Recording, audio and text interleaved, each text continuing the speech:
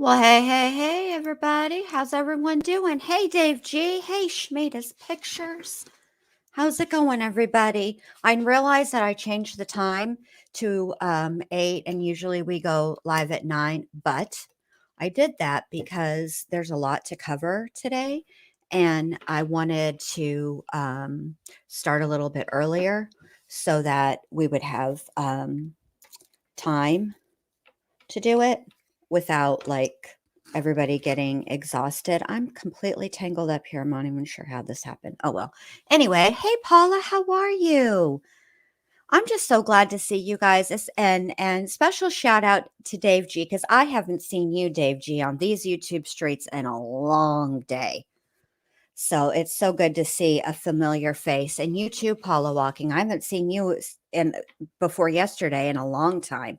So I'm really glad to see everybody today. Um, I don't know what Shmita's doing because I had added her to the stream, but then she kept her mic off. Hey, Team Psych Ward, how's it going, babe? Hey, Lupe, good to see you. So nice to see everybody back tonight. Okay, so I'm adding you, Shmita. You better turn your mic on, lady. Um, so what we're doing tonight is going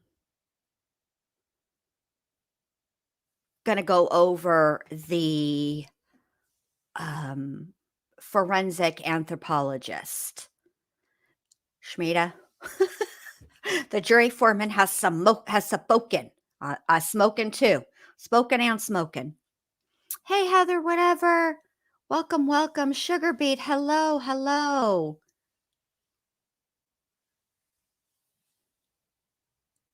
Oh, poor Heather. Yeah, I have a chocolate lab and he turned 11 this year and he's just decided that he's going to do whatever he wants. So, hey Max, if it's time to, like I don't walk him. I have a backyard, but when I'm ready for him to come in, right? He's like, "No, I don't want to. I don't hear you." He won't even turn his head. And let me say, at first I was kind of fooled. Okay. Initially, I was thinking, well, he's getting older. Maybe he is getting hard of hearing. Okay. So I did a little test. And the test was I whispered the word cheese. And let me say this, he heard, he came, and he sat right in his same spot where he always sits to get the cheese. So therefore, his hearing is not an issue. He was just plain old ignoring me. So, anyway, tonight we're going to go over the forensic anthropologist testimony. We're not going to go through it like line by line, word by word, because she testifies for it's like 2 hours or something like that. I'm just going to get to the important parts of it where, she explains um, what she found, because I think that's important. And then the other thing we're going to talk about tonight, and this happened today, and oh my gosh, y'all, the testimony today. Woo! So there was a lot. And I think we need to break it down a little bit. So how we're going to break it down is after the forensic anthropologist, we're going to go over those emails, all of the emails. And there were a lot. Even I was frequently had my mouth open because it was, yes, sugar beet, all caps, a lot. I was floored. So, hey Sam, I'm so glad you made it. I know it's late for you, babe, but you always come make an effort. I appreciate that so much. So, yeah. So let's just go ahead and get to it. I'm going to go ahead and play the intro, and then Shmita, if you could tell me which screen I'm supposed to share first, I would mucho appreciate that. Yes, everybody, please, a moment of recognition for has okay, that one? Alright. Thank you, Shmita. For Shmita has now centered the circles. The logo is centered. Well done, Ashmita. So, yes. All right. We're going to play the I'm going to play the intro and then we're going to get into it.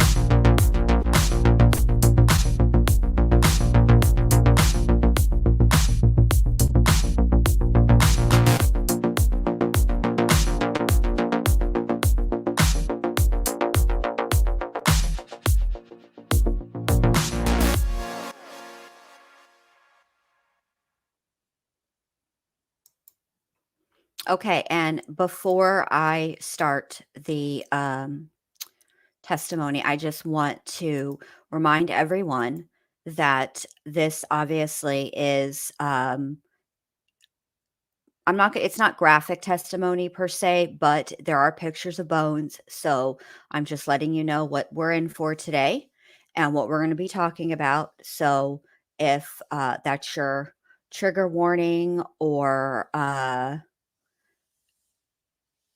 all that business. That was, I did that intro, Paula, not Shmita. Shmita wants a second to for everybody to look at the screen and you see her avatar there. She had it just off center, the Shmita's pictures on top of the gray circled. It was off center. And she's now corrected the situation and it is now centered. That's what she wants everybody to recognize. I did the intros and yet thank you, Paula. It does take time. It really does. So, without further ado, I'm going to share the screen, add the stream, and we're going to get right to it. Oh, well, thank you, Paula. No, it's fine. It is, but it is a lot of work. It is. It is. The girls know. I frequently bust into chat like, "I'm just done. I can't do this anymore." But yeah, okay, here we but thank the fact that you guys like it means everything and makes it totally worth it. All right, here we go. At the home on Oak Springs in the town of Windsor. This is Shmita's intro.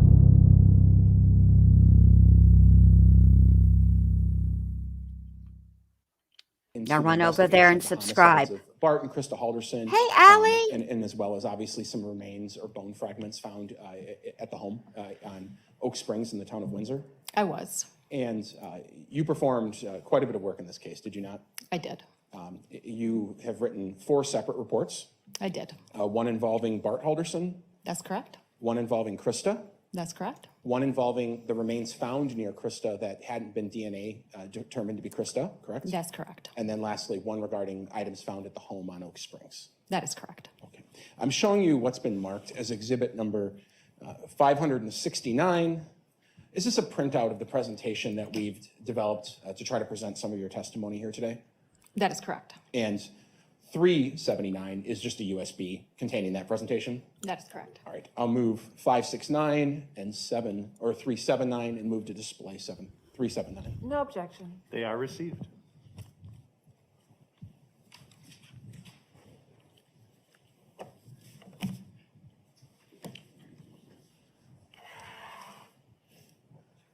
Every case presents different questions for people at the medical examiner's office, and specifically for you. Every case presents different questions you're trying to answer. Correct? That's correct, yes. And even today, as we go through the different sets of remains, at different times you're trying to answer different questions. Yes. All right. We're going to start with Bart Halderson. For the record, I'm showing you it's been marked as Exhibit 375. Is that your report related to Mr. Halderson? That is correct. Okay, I'll move 375 into evidence. No objection. It is received. It may be published. When it comes to Bart Halderson, you weren't necessarily trying to identify who he was. That was established already, correct? Yes, that is correct. What questions were you trying to answer when it comes to Bart Halderson?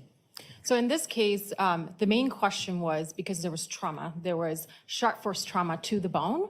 So in the setting of a potential dismemberment, the goal of this examination was to trying to determine or trying to provide information about the class characteristics of the tools that were potentially used for the dismemberment. Sure. So if we go to the first slide, it talks about the beginning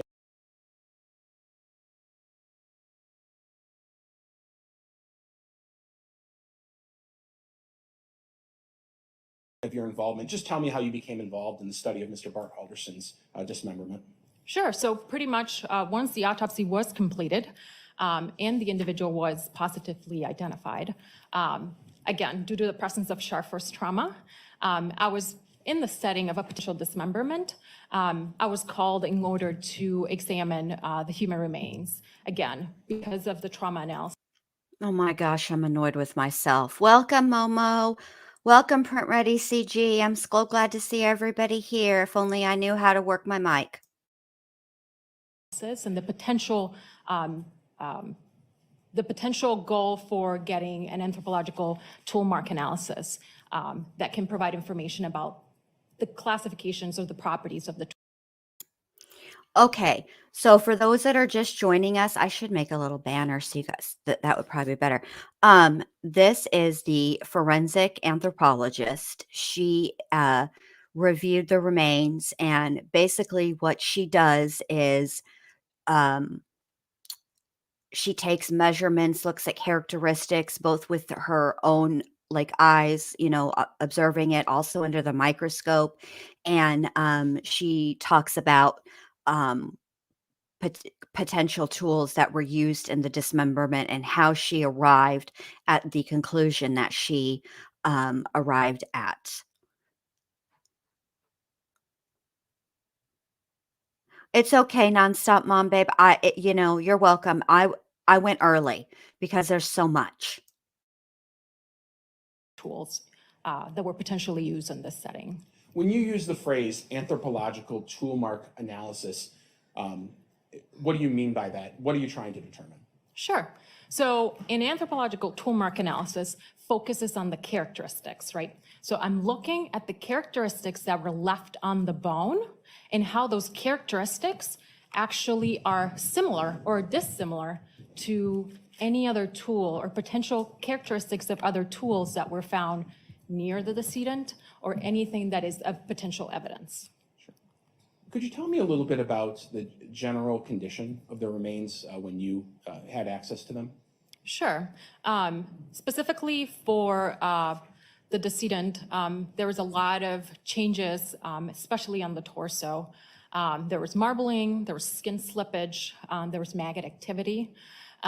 So pretty much once the autopsy was completed, Dr. Corey Breslauer was the one who actually dissected the elements that were needed for analysis. Once the elements were dissected, the elements were macerated in water, which is just pretty much cleaning in water. And then after that, they were dried for about 2 weeks. The elements that were removed from the body that had dismemberment trauma were pretty much both arms and both femur or the legs. When the last bullet point there, you say each element was macerated in water and air dried.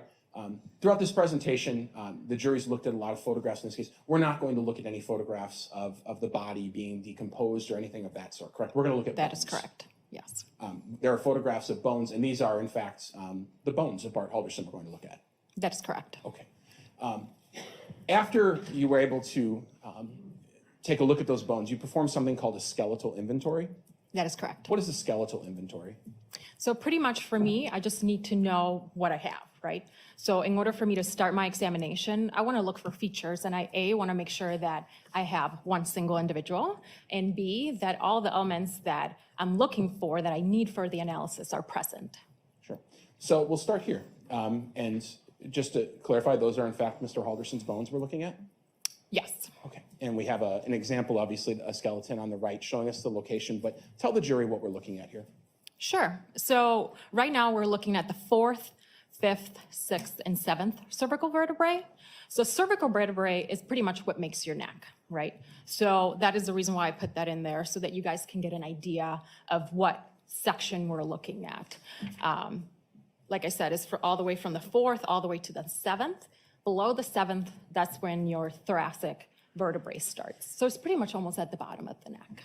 In counting the vertebrae, we start at the top with 1, and then we go down, correct? So the 4th there is the highest one? Yeah, so pretty much we have the skull, and then from the skull we have 1, 2, and 3, and then from 3 all the way to 7, that's what makes up your neck. And are these the only are these the top vertebrae that you were able to obtain from the torso? Yes, those are the only cervical vertebrae that were available. What are we looking at here? So that's pretty much your arm. So it's the humerus. So we have the left humerus, and what I did is I show you different views, right? The front, the back, the side, the inside, and then we also have the right Welcome, humerus. Amelia. And again, I provided you with multiple views of it. The humerus is just pretty much your arm bone. So it's pretty much from the top of your shoulder all the way, almost maybe kind of halfway. Sure. And on the left there is the left arm, and on the right is the right arm? Yes, Okay. And those are Mr. Halderson's bones? that is correct. Okay. What are we looking at here? So now we're looking at the femur, or pretty much kind of the top part of the leg. Again, we have the left femur, and what I included is different views so that you guys can see the front, the back, and the sides.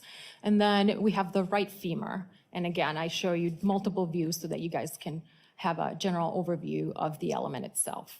Sure. And you were able to make some observations fairly quickly about what was going on, or at least of some suspicions you had of how those limbs were severed? Yes. So the first thing that I noticed is that there is dismemberment trauma on the skeleton, and it is consistent with transection via sawing. Pretty much when I'm doing an anthropological tool mark analysis, I'm trying to focus on several things. One of them is false starts, also the distance between the teeth of whatever tool we're using, and then also the direction of blade, a direction of progress of the blade, and also of the cutting stroke. Sure. And for Mr. Halderson, we're going to go through these in some more detail just to teach everyone about what we're talking about, right? But we're not going to do that for everybody. Yes. Okay. Let's talk about what is a false start. Sure. All right, go ahead. So a false start is just a cut that did not go through, right? That it did not separate the bone completely. One of the reasons why I'm very interested in false starts is because it gives me a lot of information. The deeper the false start, the more information I'm going to get about the tool. One of them is the minimum curve, right? So the curve is just a fancy word for the walls, right? The walls of that false start. So the width, the minimum width of that false start is actually going to give me information about the width of the set of the blade, right? If you think about it, the knife goes through the bone. So whatever false start I have and whatever width I have is directly correlated with the width of that blade. So that's why it's so important. Again, the deeper it is, the more information I can get. Sure. And an example I think maybe you and I talked about meeting in December was I talked about cutting down my Christmas tree, and where I pushed the saw through and it got stuck and I pulled it out. That's a false start. Yes, that is a good example of a false start. Okay. What do we mean when we talk about teeth per inch, and why is that important? Sure. So in regards to Nonstop, Mom. teeth per inch, right? If we're thinking about tools and the type of tools that we're utilizing for whatever type of job you have, right? You're always, depending on the tool and the job, you always want to look for teeth per inch. So teeth per inch, the smaller the teeth per inch, the rougher the cut is going to be, right? If you're thinking about wood. If you have a higher teeth per inch, that is usually something that is going to give you a smoother cut. So that's just thinking in terms of, right, if you go to the hardware store and you're looking for, some type of job. In this case, teeth per inch is actually very informative for us as well, because it's a very unique characteristic of the tool itself. And that actually reflects on the bone itself. So as you're cutting through, depending on how many teeth per inch you have, it's gonna create some grooves and some dips in the bone itself. So those dips and those grooves, we can actually measure them, and we can that distance is actually correlated again back to the teeth per inch. The measurement of the actual tool itself is very simple. You take the tool, you obviously put a scale, and then you count how many teeth you have within an inch, right? So the same is with the bone. I measure, and then from there, I actually calculate how many teeth per inch I have on that bone. So we talked about the false starts. She's fascinating. Print ready. I can't get enough of her. From that cut, you know the width of the blade. Yes. And if you look inside the cut, you're saying you can see grooves that help you determine approximately teeth per inch. That is correct. Okay. We're going to talk a little bit today about breakaway notches and directions of blade progress. What do we mean by this, and what is this slide telling us? Sure. So whenever you're cutting, right, we have the false start. Whenever we go all the way down, right, so we successfully cut whatever we need in 2 halves, sometimes we're going to get a breakaway notch or a spur. So a breakaway notch is just simply pretty much a projection of the bone in this case, right? So that projection is actually very important for me because it gives me some information. First, it gives me information about the energy or how much force was used, right? So we usually try to say the smaller the breakaway notch or the smaller the breakaway spurs, the less energy. And that's usually related to potentially a handsaw, right? If we are using something with more energy, right? If we're using a power-driven saw, that is gonna give me a bigger breakaway notch, right? So it gives me a little bit of information about the type of energy. From the breakaway notch or the spur, we can also determine the direction. There's 2 types of directions here, right? And they're both very important. One is the blade progress. That is just simply telling me was the bone cut from front to back, from back to front. It's just pretty much the direction of the cut, right? The second thing is actually telling me the cutting stroke. So that's telling me, is the knife entering through the side, right, from the side, and then ending all the way into the inside of it. So you would think, why is that important? Well, if the knife is entering through the side, that means the handle was on the side, right? So that gives me a little bit of information about position, right? How was that bone cut? So it is very important for me to determine the blade progress and also the cutting stroke because it gives me information about, again, the mechanisms. How did this happen? Okay, so we have the false starts, the width of the blade, the teeth per inch that you can see inside that false start, and now we're talking about something else, which is when it goes all the way through, what's that spur look like at the end? And you're saying you can gather something from that about the type of force used, essentially, in cutting through that bone. That is correct. All right, and then the last thing we're going to talk about is the classification of blades, the difference between a rip saw and a crosscut saw. Could you talk about that? Sure. So these are kind of the most common ones, right? When we're talking about saws. So these are the classifications of the blade. This is also, again, very important because it's very unique to the bone and it gives a very unique feature that we can look at and say, hey, this is mostly classified with a rip saw or mostly classified with a crosscut. And because these are so common, it is very informative when we're trying to classify and we're trying to find information about the potential tool that was used. For rip saws, they're very unique.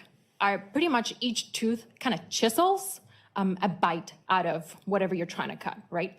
So in this case, it leaves a very unique mark. It leaves a very flat bottom and is almost squared, right? So I'm looking for that on the bone, especially on that breakaway notch, right? So as you're done cutting, that breakaway notch is gonna give me that information. So we can look at the bottom and see if the bottom is flat and it looks squared, that is indicative of a rip saw. The opposite will be for a crosscut. right? So we're looking again at that breakaway notch. We're looking at the end of it. And if I see that it looks almost like a W, that is usually indicative of a crosscut. The reason for that is because the crosscut actually pretty much cuts with the grain, right? So it leaves that mark, a very unique W mark. So let's start talking about Mr. Halderson. Okay, so now that we're through that part and how she's explaining what different tools do and how she calculates it out, everybody's on the same page. Now she's going to go into the specific pieces that she analyzed and what she got out of that. Using all of those tools in our tool belt in terms of what we're looking at. Let's talk about the top cervical vertebrae where Mr. Halderson appears to have been beheaded at some point. Could you talk about what you were able to observe on that fourth cervical vertebrae? Sure. So I only included the fourth cervical vertebrae because that was the only one that actually had dismemberment trauma, right? The fourth cervical vertebrae, I don't know if you notice on the other photos, it seems like this one is a little bit different. The reason for that is because we're missing the top, right? So if you can see, most of the inside of the bone looks very brittle, almost like a sponge. So that is actually the inside of the bone. Inside of that bone, you need almost like a top, like a cap. That cap is missing, right? So that tells me that at some point there was some transection or some pretty much dissection or dismemberment of that area. False starts, none were identified. One of the reasons for that is because of the type of bone that we have, right? You're seeing that it almost looks like a sponge. Those don't record the characteristics of the tool very well, right? So usually on more long bones, we will record a better characteristics, but usually on these, what we call irregular bones, the false starts are not as common. The direction of blade, again, and the direction of cutting stroke I was not able to identify it, again, because of the type of bone that we're using here. However, we were able to identify teeth per inch. So if you're looking at the bone all the way to the end, where you see that little bump, there's actually a groove there, and there were several bumps that I was able to measure. And those actually gave me a measurement of 4.5 teeth per inch. And so everyone's clear, at the end of going through all of the different limbs that were severed, we're going to talk holistically with a table, talk about what these measurements look like together. Yeah, we will put them together so that everybody can understand. All right, and we'll move on to the dismemberment of the right humerus. Yep, so we're looking again at the right arm. So we have a full view, which is the front, and then I'm also showing you kind of the inside. So medial is just pretty much kind of towards the center of the body. So first of all, I'm looking for false starts. And the right proximal had 4 cut marks that are consistent with false starts. Okay. Were you able to determine blade progress in the cutting stroke? Yes. So the blade progress in this case was from back to front. And also the cutting stroke pretty much started on the medial, right? So it was from the inside, cutting all the way to the outside, right? So from back to front and from inside to outside. Another thing that I noticed is that now I'm looking at pretty much the whole area that was cut. And that whole area, I noticed that there was non-uniform striations. So pretty much they were all over the place. And indicating that there was a reciprocating action, right? So if you're cutting back and forth, and is also with a straight blade. The reason why it's a straight blade is because those striations were straight, right? They were not circular. Sure. And perhaps here we're getting a pretty good look at what you meant by the spur at the bottom. Yes, so you can actually kind of see a little bit of the difference in the color.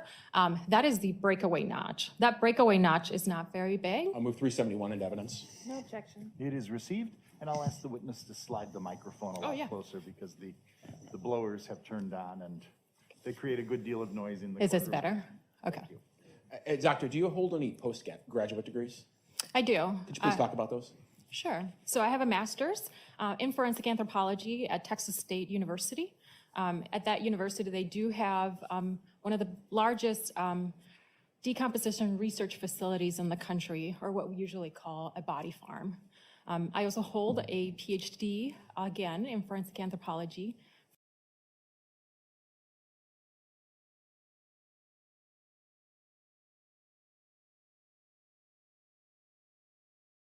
Of the remains when you had access to them? Sure. Sorry, you guys, I have no Specifically idea what that for, was about, why it the skipped like that, decedent, but there was a here we lot go. of changes, especially on the torso. There was marbling, there was skin slippage, there was maggot activity. So pretty much once the autopsy was completed, Dr. Corey Breslauer was the one who actually dissected the elements that were needed for analysis. Once the elements were dissected, the elements were macerated in water, which is just pretty much cleaning in water. And then after that, they were dried for about 2 weeks. The elements that were removed from the body that had dismemberment trauma were pretty much both arms and both femur or the legs. The last bullet point there, you say each element was macerated in water and air dried. Throughout this presentation, the jury's looked at a lot of photographs in this case. We're not going to look at any photographs of the body being decomposed or anything of that sort, correct? We're going to look at That bones. is correct, yes. There are photographs of bones, and these are, in fact, the bones of Bart Halderson we're going to look at. That is correct. Okay. After you were able to take a look at those bones, you performed. So I just wanted to say something really quick. I understand that it would appear that this would be, an airtight case, that all this is not necessary. However, it is actually very necessary because, for one thing, they only have partial remains of Krista. And so, and they also have a little bit to go before they can really successfully, beyond a reasonable doubt, put that specific weapon, the specific gun, in the hands of Chandler Halderson and no one else, because it wasn't kept inside of the house. So I think the reason why they've gone through such great lengths to explain and to bring in a forensic anthropologist is to connect Chandler to both sets of remains. I think more they're leaning more heavily on the forensic anthropologist to get to really tie him to the dismemberment of Krista Halderson and to Bart too, because the jury can only go with what's presented. And just because you find remains on a farm that somebody visited once, there were other people that lived at that farm, right? So it's important for this testimony to tie all of it together in a nice, neat package. Plus, it's just fascinating. Something called a skeletal inventory. That is correct. What is a skeletal inventory? So pretty much for me, I just need to know what I have, right? So in order for me to start my examination, I want to look for features, and I want to make sure that I have one single individual, and B, that all the elements that I'm looking for, that I need for the analysis, are present. Sure. So we'll start here. And just to clarify, those are in fact Mr. Halderson's bones we're looking at? Yes. Okay. And we have an example, obviously, a skeleton on the right showing us the location, but tell the jury what we're looking at here. Sure. So right now we're looking at the 4th, 5th, 6th, and 7th cervical vertebrae. So cervical vertebrae is pretty much what makes your neck, right? So that is the reason why I put that in there, so that you guys can get an idea of what section we're looking at. Like I said, it's all the way from the 4th all the way to the 7th. Below the 7th, that's when your thoracic vertebrae starts. So it's pretty much almost at the bottom of the neck. In counting the vertebrae, we start at the top with 1, and then we go down. Yes. So the 4th there is. Yes, Allie, we definitely need a field pretty trip. much we have the skull, and then from the skull we have 1, 2, and 3, and then from 3 all the way to 7. That's what makes up your neck.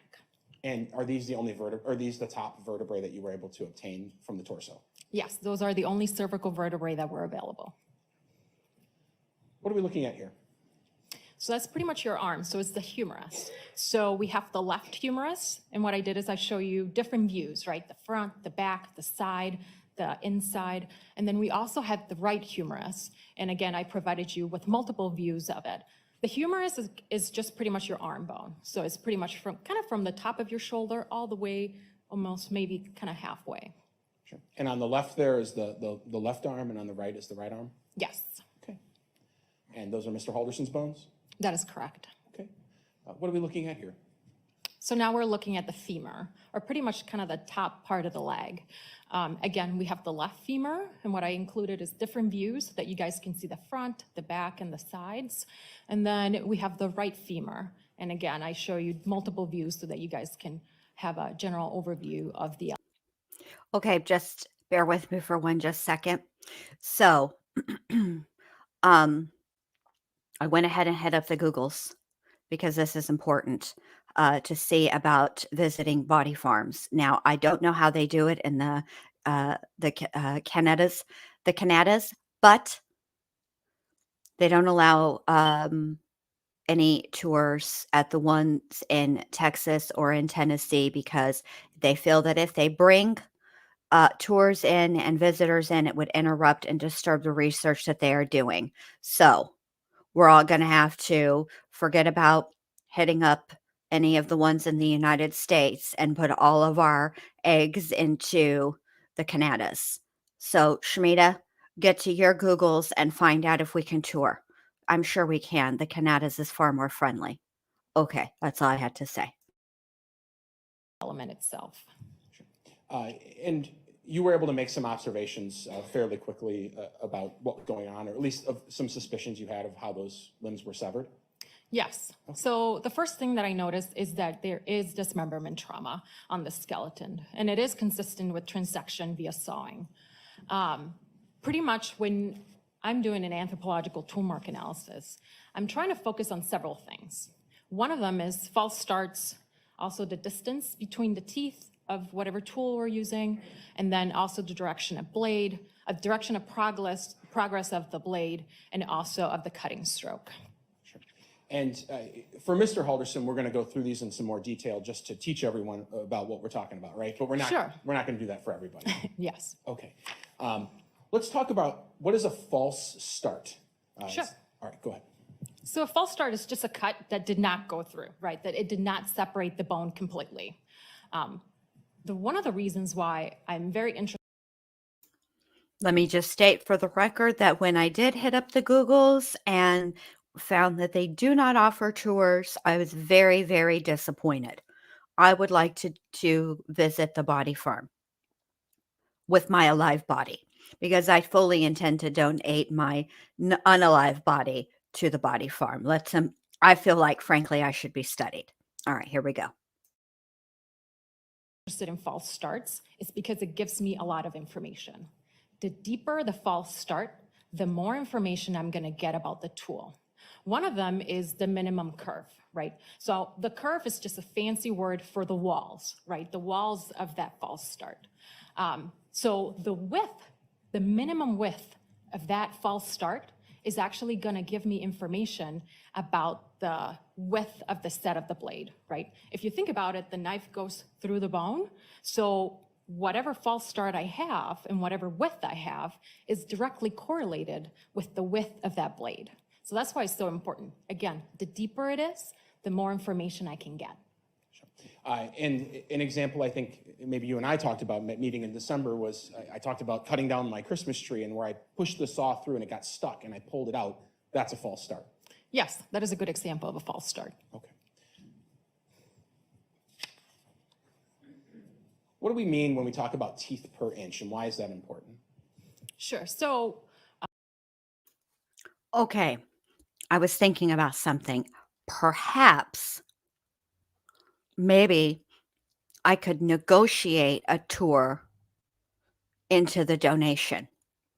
Like, let me see what goes on here before I make my final decision. Or if you let me see what's going on here, I will for sure donate. You can take it right now if you want to. How about that? Maybe I can do that.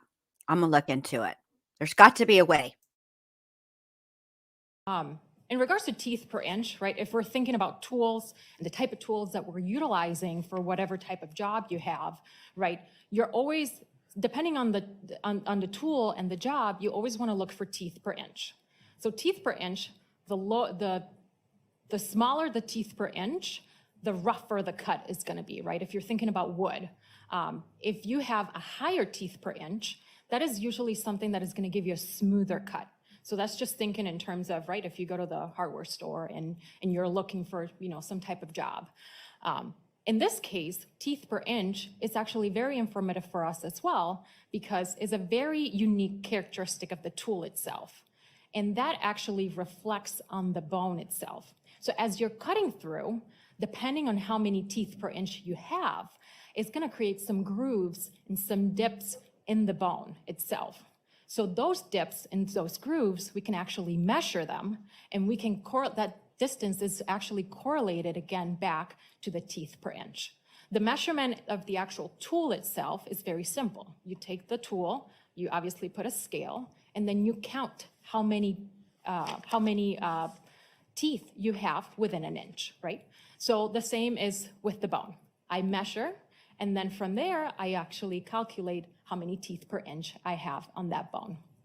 So we talked about the false starts. So we have a cut that didn't go all the way through. So from that cut, the width of the blade. Okay, I'm going to go ahead and go forward just a little bit because obviously I would love to meet all you weirdos too. I don't want examples. Just show me all the things. Okay, this is the part I wanted to get to. Are y'all ready? She's going to talk about that, Allie. 79. Please hold. The left humerus, the right femur, the left femur, and then the two saws at the end. And here you're putting Hi, I've learned a lot. Welcome. Yes. Good to see so you. It's pretty much a summary, so because it's a lot of information. So that way you guys can pretty much do your own comparisons, right? So in this case, what I did is I put all the distance between teeth, and you can kind of see that most of them pretty much fit within that range, right? So I'm trying to see, is there something that fits within the range? The same with teeth per inch, the same with minimum curve, or just pretty much the saw set width. The cutting motion, right? Is it a reciprocating motion? The blade shape, is it straight or is it circular? And then also the saw set, right? Is it a rip saw, a crust cut? So in this case, I can say that the class characteristics that I saw on the elements or on the skeletal elements are consistent with the class characteristic of those two tools that were found at the site. Sure. Are all of them consistent with the same tool, or are one of them consistent more with one tool than others? Yeah, so actually the fourth cervical vertebrae seems to be a little bit more consistent with the broken hacksaw. And then the other elements, the right humerus, the left humerus, the right femur, and the left femur are more consistent with the keyhole or the Alway super saw. Sure. So if we go back a slide, you're saying the vertebrae, or the fourth cervical vertebrae, where the head was removed, consistent with that image on the right of the broken hacksaw blade, and the limbs consistent with the Alway saw on the left. That is correct. Okay. We'll conclude with Mr. Halderson, and we'll move on to what's labeled Joe or Doe, or a Jane Doe ultimately. We heard the medical examiners testify about these different body parts that were found of Krista Halderson, or what they identified as Krista Halderson. Okay, I've decided I'm making a decision for the group, for the ward. This is what I think we should do. We're all from all over the places, right? So everybody hit up the Googles for your local area and find out what kind of things that we are interested in, right? And then let's just start applying and making calls. One of them has got to pay off, and whoever's state or country or whatever it is that lets us do a tour, that's where we go. Okay, that's just going to be our group research project. Sound like a plan? You identified part of them as Krista Halderson and part of them as Doe. Can you tell me why? So obviously at the time, they were found in kind of the same area, but they were found apart, right? So I cannot pretty much say that they're both the same, even though potentially, right, based on the case circumstances, once you're trying to put everything together, I could potentially say that they belong to the same individual. Scientifically, I cannot do that, right? So I pretty much have to rely on DNA or an anthropological analysis in order to say that they both belong to the same individual. Sure. And so when it comes to, and we'll combine up for the purposes of this question, Jane Doe and Krista Halderson, not only were you trying to answer the same question as you did with Mr. Halderson, which was what tools were used or how did this happen, but you were also trying to figure out, is this the same person? That is correct. So 2 questions there. I'm showing you what's been marked as exhibit number 376. Is this your report regarding Doe? That is correct. Okay. I'll move 376. No objection. It is received. Talk to me a little bit about how you became involved and the summary of the early stages of this investigation. Sure. So pretty much, again, there were several human remains that were found in the area on July 14. Once those remains were found, it was determined that it was a set of human remains consisting of a left leg and also a potential right leg as well. On July 16, there was an autopsy conducted. And once the autopsy was conducted, we pretty much did the same. We actually removed all the elements, dissected and then macerated the elements in water and let them air dry. In this case, we had a little bit more of information and more skeletal remains. So we had, like I said, the left leg, the feet, as well as a potential right leg. So same process here, you macerated in water to remove the skeletal remains, essentially the bones from the legs. Yeah, that is correct. Can I ask you, were you on scene in this occasion? I was not. Okay. Are you aware of what the scene conditions were in terms of how the remains were found, in terms of any insect activity or maggot activity? I feel that not only are crime labs going to be getting some interesting emails, I feel that the Ward case study is going to get put on some type of watch list. But that's okay. Listen, it doesn't hurt to ask, is how I feel. You never know if you don't ask. Yeah, I was able to look at some of the photographs. Is it your opinion that any of those things affected your ability to obtain any results here?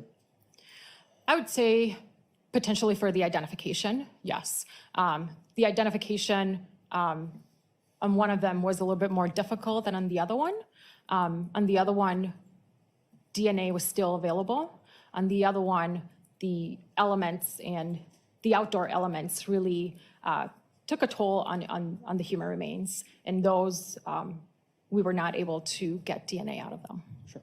Talk to me about the skeletal inventory of Jane Doe in this case. So in this case, we have what you can call maybe a full-on right leg, right? So we have the right femur, we have the tibia and fibula, which composes of kind of your lower leg, and then we have the left foot and the right foot. And then if you can see just at the top of that left foot, there's 2 little pieces of bone. So those are the ends of the fibula and the tibia, right? So if you see to your right, that is the full-on bone. And then to your left, that's just a little bit of what is supposed to be a full-on tibia and fibula. So the same with Mr. Halderson, same with Doe, you're going to have some trauma to look at here and try to examine?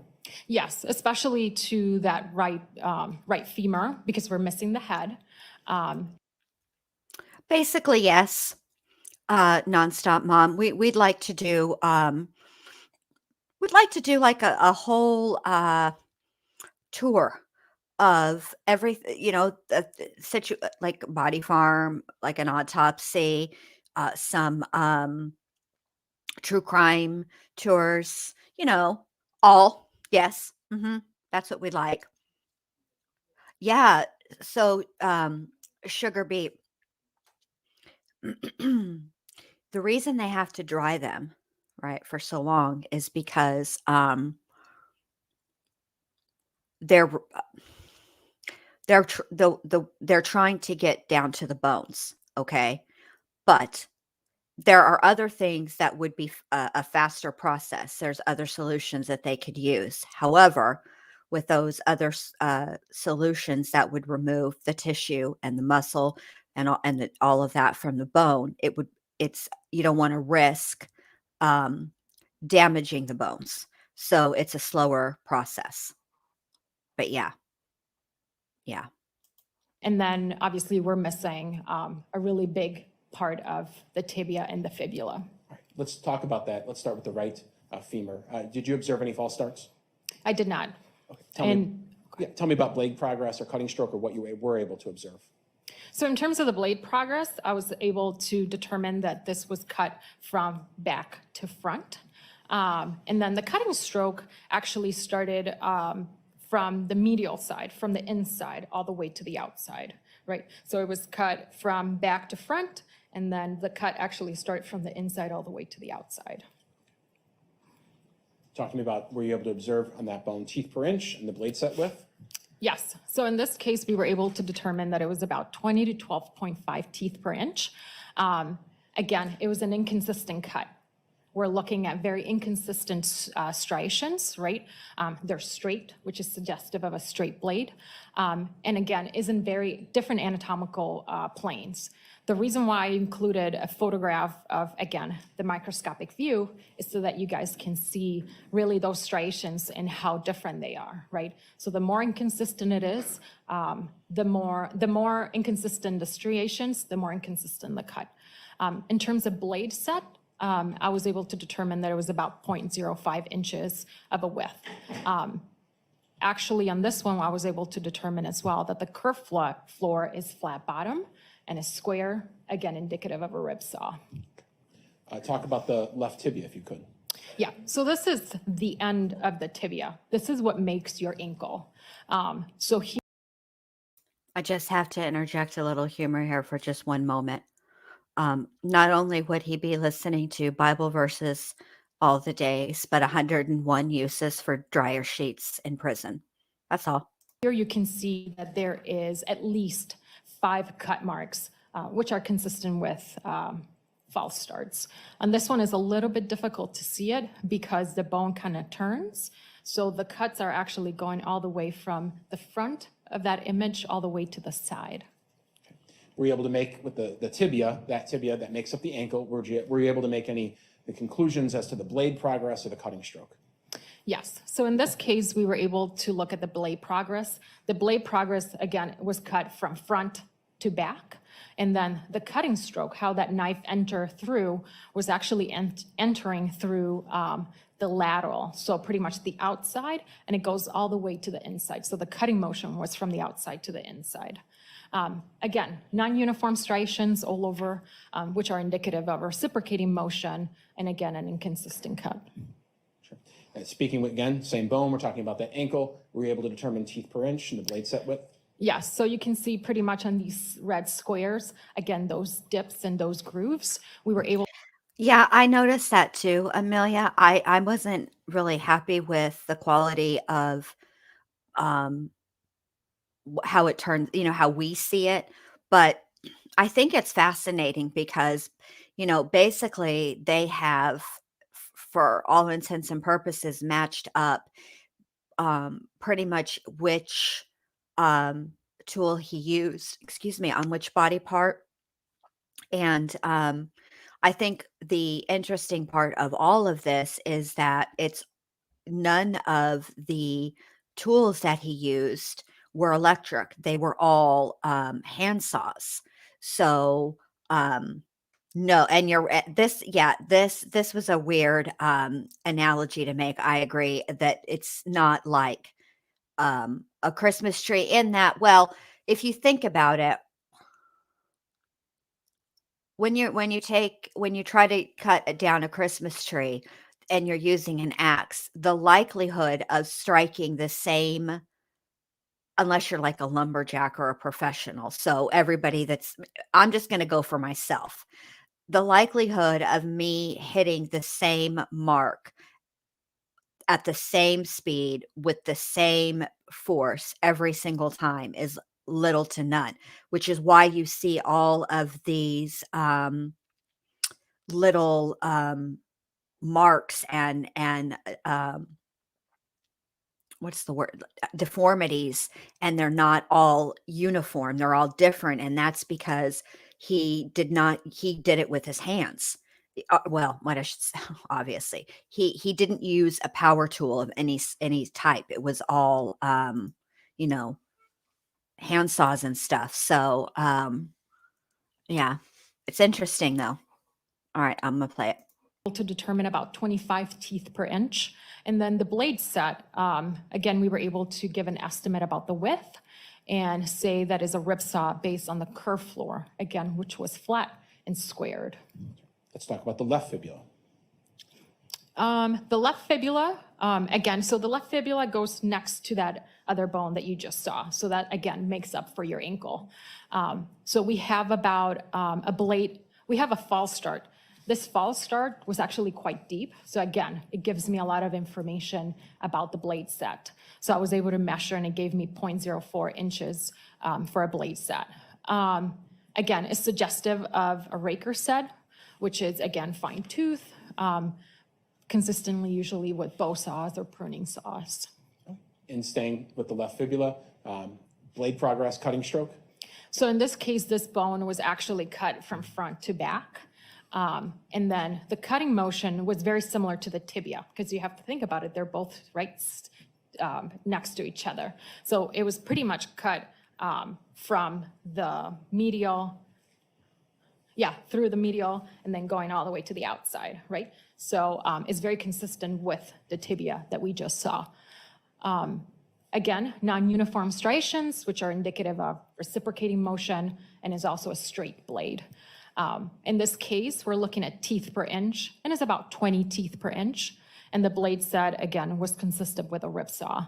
I added a photo of the microscopic image, so that you guys can see where those dips and those. Exactly. The analyst, welcome. I didn't see you come in. The thing about, that's absolutely correct. And if you would need a,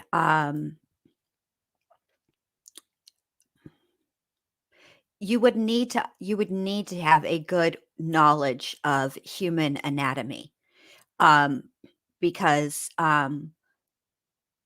you need to know where there is a way to do this that would be a whole lot less work. Granted, it's always going, I mean, this is work, but somebody with,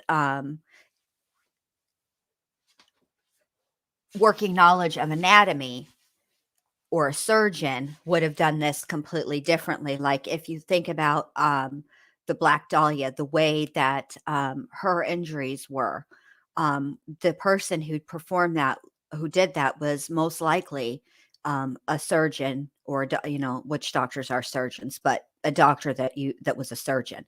So, and I feel like as she goes on and she talks more and more, to me, I think that there's evidence on the bones that he basically got like tired and sort of sloppy there at the end. It's really gross. I mean, to think about, it's not, to me, it's fascinating, but the fact that it's his parents, it's one thing for it to be a human being, right? Everybody knows that's foul, but then for it to be your parents is worse.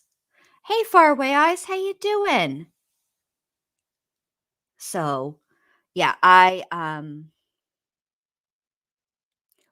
we're gonna just do a little bit more of this, because what I really want to do is get into these emails. But I wanted you guys to hear some of this, because I just personally found it fascinating, from just understanding what it is that different sharp objects do and leave behind, not just to bones, but the skin too. And I just found that to be interesting, because I'm a weirdo like that. But here we go. Grooves were, so that we can measure those and get those teeth per inch. As to Jane Doe, you reached some conclusions. I did. Pretty much in this case, according to the blade set, we can categorize these characteristics into a hacksaw, a potential rip saw, or also a keyhole saw. There was a kerf width a little bit higher, which was about 0.07 to 0.08, which is indicative of a crosscut or a carpenter saw. Pretty much all skeletal elements show me that there was a flat bottom, right, at that breakaway spur, and that it was squared, which is indicative of a rip saw tooth. And finally, pretty much in terms of teeth per inch, all of them were between 25 all the way to 12. The striations were all straight, which indicative of a straight blade. They were non-uniform and in different anatomical planes. Again, this is consistent with a handsaw, right, versus that power-driven saw. Regarding all the cuts that you saw, the dismemberment cuts with Jane Doe, are they consistent with the blades that we've previously looked at least in characteristics, the keyhole saw and the broken hacksaw blade? Yeah, so all of the characteristics of this particular individual were consistent, again, with the characteristics of those two tools that were found at the scene. Understood. Now, you indicated that there were some human remains found nearby that were by DNA positively identified to Krista Halderson. You had to write a separate report for that set of remains, correct? That is correct. All right, I'm showing you it's been marked as exhibit number 377. Is that, in fact, that report? That is correct. I'll move that 377 report into evidence. No objection. It is received. And again, same questions. Here, we're going to talk about, is Krista Halderson also Jane Doe, but also the same thing of how were these cuts made, right? That's correct. Good. All right. Talk to me, same general observations about how you became involved in this investigation with Krista? Yeah, so pretty much on July 14, again, there was 2 sets of human remains that were found. And then in this case, pretty much the reason why we had to assign 2 different case numbers, right? Scientifically, I cannot say that they're both the same.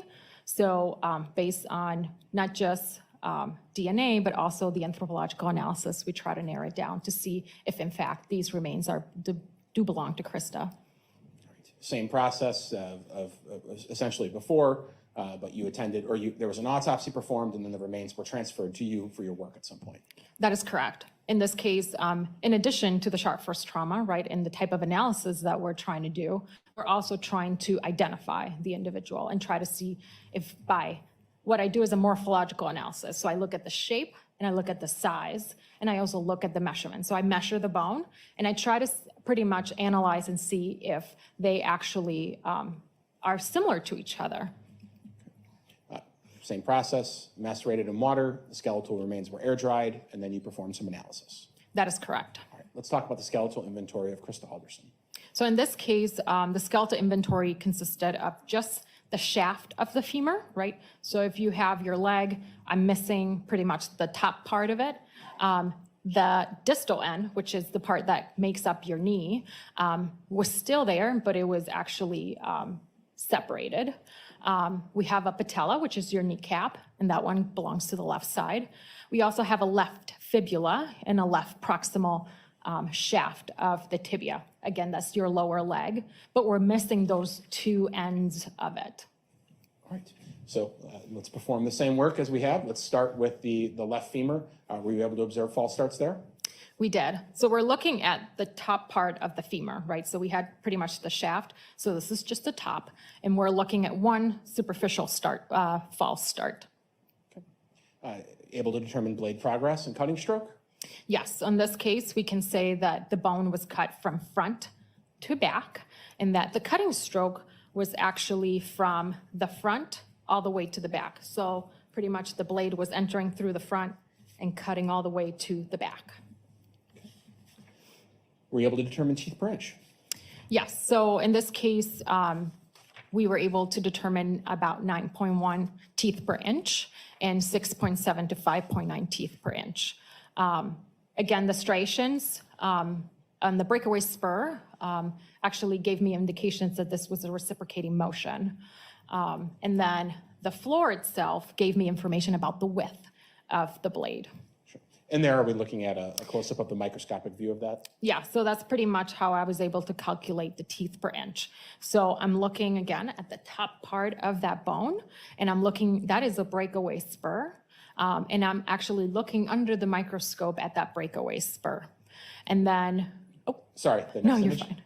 And then the second one is the actual floor, right? So remember that once it cuts, that floor in between that breakaway spur or notch and the actual cut, that area in between is very important. That's what we call the floor. And on that one, I was able to determine that it was, again, flat bottom and it was squared, which is suggestive of a rip saw. And then we were able to measure it in order to get a little bit of information about the blade set. Let's talk about Crystal Halderson's left femur. Yeah, so in this case, if you remember, these were two separated items on the skeletal inventory. So what I did is I put them back together. And you can kind of see on those arrows, all of those are false starts. We had a total of 10 false starts, and some of them were quite deep. Sure. This is more false starts than we've seen in some of the previous images of Bart and Jane Doe, correct? That is correct. False starts are attempts. So one explanation, it could be someone is getting fatigued. That's possible? Yeah, it could be an explanation. Sure.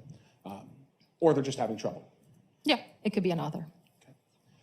Talk to me about those false starts and what we're looking at there. So what I did is I actually look it under a microscope because I saw they were quite deep. So again, it gives me a lot of information. So in this case, I was able to get a little bit of information about the blade, the width of the blade. And I was also able to determine that it was a curve set blade. Again, that's because of the shape of the actual false start alone. Raker sets are usually considered to be just fine tooth bow saws or pruning saws or sometimes keyhole saws, depending on the brand. Talk to me about blade progress and the cutting stroke. So in this case, you're looking at kind of the medial view of that bone. So remember, I put it back together and we are able, so we're looking kind of the inside, almost by your knee. And you can see the red arrow is the one that gives you the blade progress. So the bone was actually cut from the inside all the way to the outside. So that's how the cut actually was made.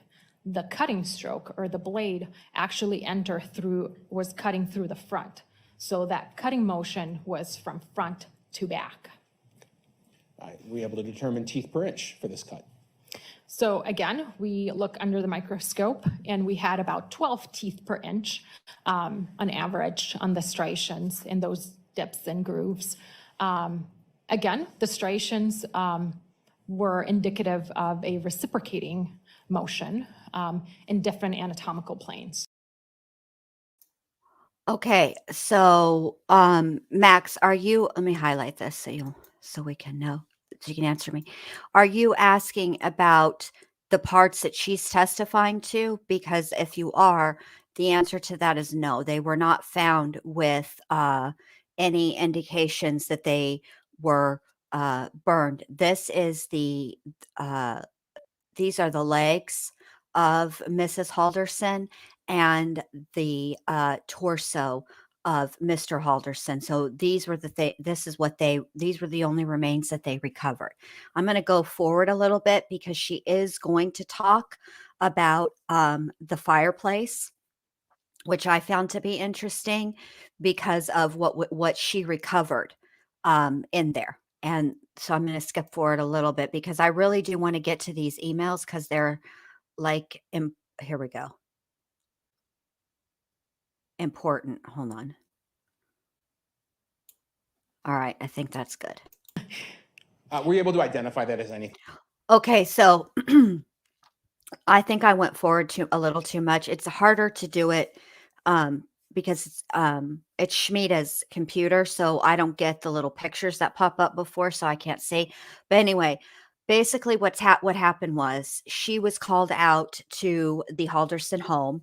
Okay. And remember how they were going through the ash trap and they were placing them in bags and then they were sifting through them. Okay. So, and then this that's on this tray right here, this was taken from the inside of a vacuum.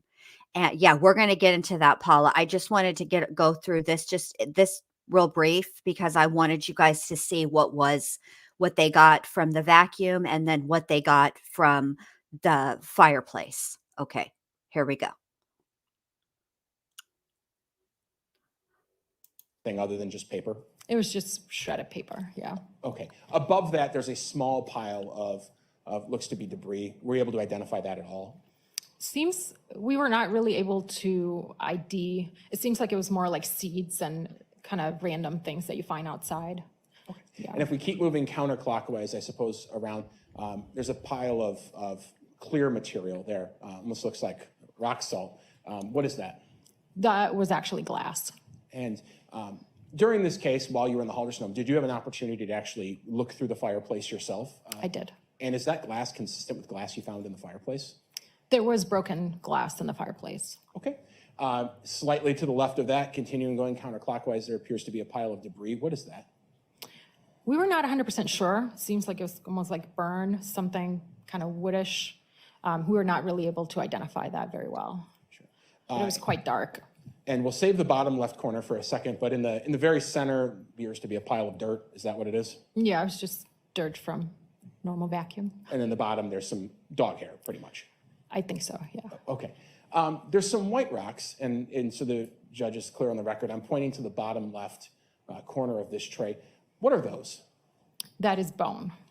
How are you able to tell it's bone? Again, by the size. Yes. So, what happened was when he was burning in the fireplace, the if you're looking at the fireplace, the far left glass pane of the glass doors that shut, that close over the fireplace, the very far left one completely exploded, I think, from the heat. And it shattered is what exploded is not the right word. Shattered, excuse me. And so this is what was inside of the vacuum when he went to clean that.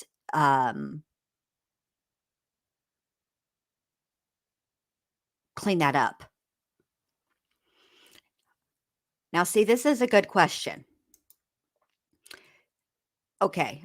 And Mo can tell you because she's been to my house. I have a system about the way that I clean my house, and I have a dog and I have 2 cats. And this would never be me. And the reason this would never be me is because when I'm done vacuuming, I clean the entire vacuum out. So, that's that they would never find this stuff because if you vacuum and you have dogs, especially, and you don't empty the canister every time and clean it out after you use it, then the next time you use it, it smells like smells. dog hair. Yeah. Yes. So I'm big about cleaning that out because I love my nester, but I don't want my house to smell like him in every room. Know what I mean? Well, especially if you cut your parents up and vacuumed, you would think you would empty the vacuum cleaner. You would. And I will say this too. He made a lot of references in that interrogation video about the dog hair.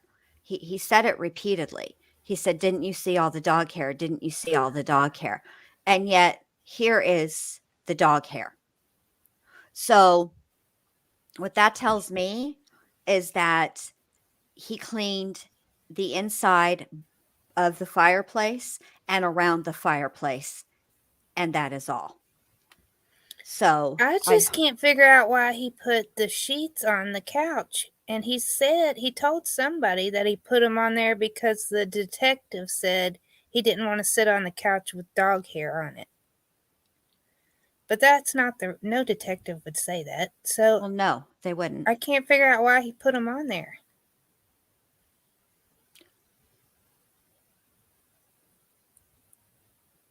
I don't know.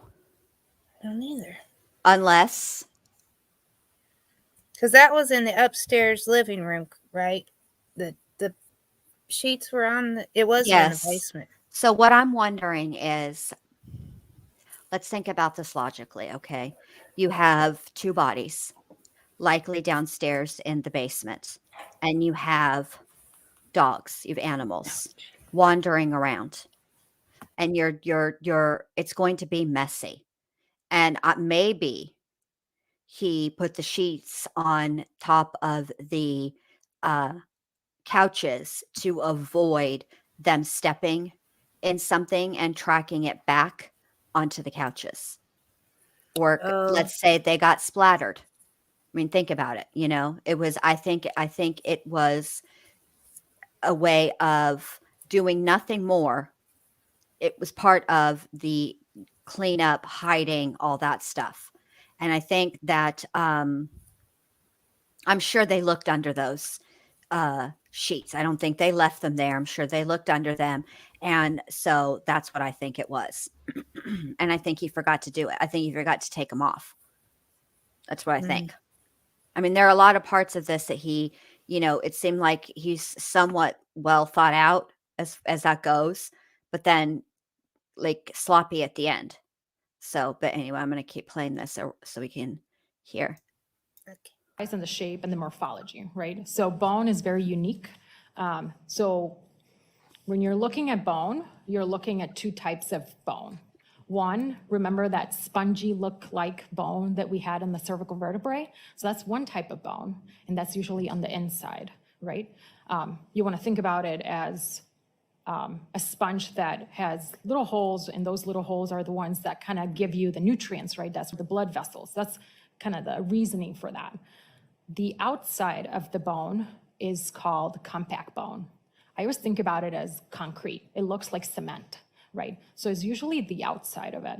The reason why it's like that is because it gives you the shape, right?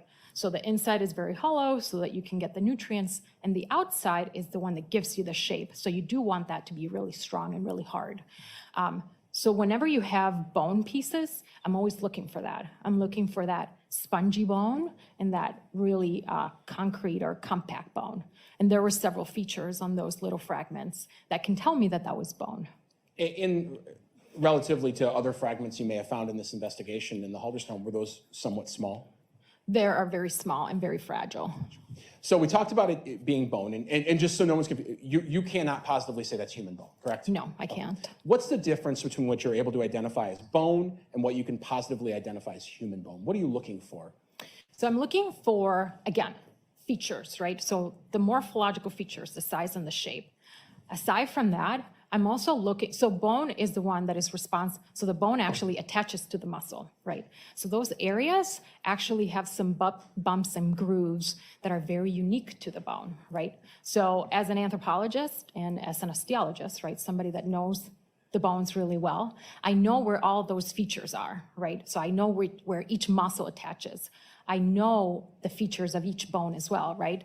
So facets, like those flat areas where it attaches. So, yes, he told different stories about the sheets on the couches. He told detectives the reason for the sheets to being on the couches was because of dog hair. He told the twins that the detectives asked him to put the sheets on there because of dog hair. And the reason that I find this interesting is because it's one thing to tell the detective something, right? The detective has no idea what the house normally looks like. So what difference does, it's a question that they would ask, but would have to be verified later on. What I glean from the twins' testimony is that is not the way the house normally looked. Otherwise, there would be no reason for him to remark about it to the twins. Make sense? That's what I'm thinking anyway.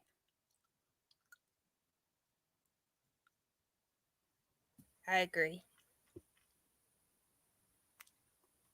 No, they didn't find that vertebrae. Just to another bone. Hold on. She's really bone, right? Features and the features. Come on. Right. Also, Hold on. back. That's pretty much laid out the level. So that's pretty much the pit. So when I arrived to the residence, that piece was actually already removed by one of the investigators. And did you take a look at it? I did. Okay. Are we looking at it there? Yeah, it's just a nicer picture of it. And here it's labeled skeletal inventory, but could you tell us what we're looking at there in some of these nicer photos that are maybe a bit better lit than the photos on scene? Sure.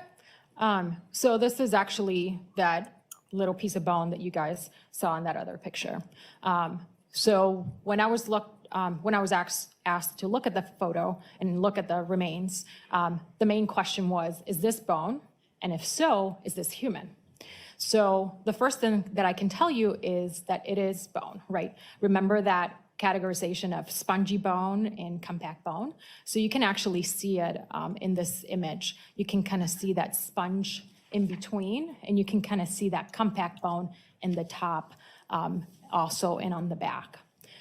The second thing that I can tell you is that this is potentially consistent with cranial bone or bone from the skull. The reason for that is because, so the skull is very unique, and the skull is composed of 3 layers of bone. So we have that compact bone, that cement looking like bone. Then we have spongy bone in the middle, and then we have another layer, which is compact bone. So it's almost like a sandwich, right?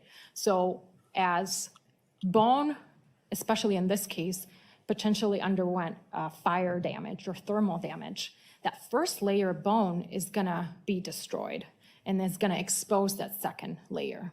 So that's what it's telling me that is potentially associated with the skull or the head. And then in this case, All right, I so know now you we guys know can't see it very well, how but there's now- actually a cranial suture. So as you grow, you're right. So now we understand how they know for sure that that's what he did with the heads. Oh crap! I did it again, dadgummit. I try. As well as the fire. Oh my gosh! That's the one. There. That are very, very unique, and those are very unique to humans. And so these were the 2 areas of what you believe to be unique to humans stuck to the grate. Yes. So that was Let's talk about the those were ashtray a little teeth. bit. There was a lot of work performed with the ashtray. I don't think there's a whole lot much more after this. That's important. But that's everything that was found in the fireplace. I think. Yeah. I think we're good on that. Hold on. I wanted to see this last little thing. Ah! So if you go back, Come on. those characters, right? So that is usually. Oh my God. I'm trying to find the picture of the skeleton because that's what. Oh, well, let's hear the 2 seconds of. So that is usually Forget it. related or I'm done. correlated with like a blade. And in this case, you can kind of see it also at the top as well. And then the image to your right, that is actually a microscopic image. And you can kind of see a little bit more of the unpatterned striations throughout the entire bone. And we're talking about the wrist, correct? Yeah, pretty much at this area over here. And when you say chop marks, could that be consistent with a machete? It could, And could it be consistent with an axe? yes. You reached some conclusions here. I did. Talk to me about those. So pretty much, as we all know by now, there was extreme fragmentation. And this is due to the fire, right? The thermal injuries. And they're mostly represented by that calcine bone, that white bone that I show you guys. And then we also have that charred black bone. There is compelling evidence of dismemberment here, even though we were not able to really pinpoint, again, like we did for Bart and Krista, how, what type of characteristics we can see because there was so much damage. We can definitely say with the suspected distal end of the radius that there was unpatterned striations, right, consistent with chop marks. 3 other fragments exhibited, that transecting, cut marks, but because of the damage, I was not able to really give you more information about it. And I know you've been talking for a while, but this is my, I guess, last slide we're going to go through. You This is the part I wanted to put hear. some of your conclusions Sorry. about what you found in this slide. Tell me about this and those numbers that you came to include on the slide. Sure. So I just wanted to kind of give you an overall sense of what we found, right? So we found a total of 106 fragments of bone that were able to be identified. From those 106, 53 of them were considered to be on the cranium. When I'm saying cranium, I'm talking about skull and also mandible. And then we were able to identify 18 of them as hands, part of the hands. 20 24 of them as dental fragments, and 8 of them as vertebrae, and 3 of them as long bones. In addition to that, I had 124 fragments that I know they're bone, but I was unable to identify them. So we had a grand total of 230 bones, fragmented bones that were found, again, inside the fireplace, on the grate, and also on the ash display. So, Max, that was the total, everything that she just showed on that slide there was in the fireplace. He burned everything except for what they didn't find were anything related to a torso. So obviously, we know where Mr. Halderson's torso was found, but what we don't know is where the mother's torso is. And yes, it takes an incredibly, you have to maintain that. Not only is it a hot fire, the fire has to be maintained at that temperature for a specific amount of time. And even then, there will always be some bones that don't burn completely. This is why I strongly suspect that there was an accelerant used, and I strongly suspect that the accelerant that was used is alcohol to keep it hot. And the reason I say that is because there was not an odor of decay that you would expect when you burnt something that is no longer alive. Okay. And I think what happened was, I think that as he was dismembering them, I think that he was keeping them stored in the freezer. And then of course it takes, and not long enough to completely get them frozen, just long enough so that there wasn't a smell, right? Because the minute that you that somebody passes away, that you're no longer, that a body is no longer living, the decomposition process starts right then. And it's, depending on a lot of different factors, obviously, but everybody is pretty much uniform. Every body is uniform in the way that it breaks down. And that's just the facts.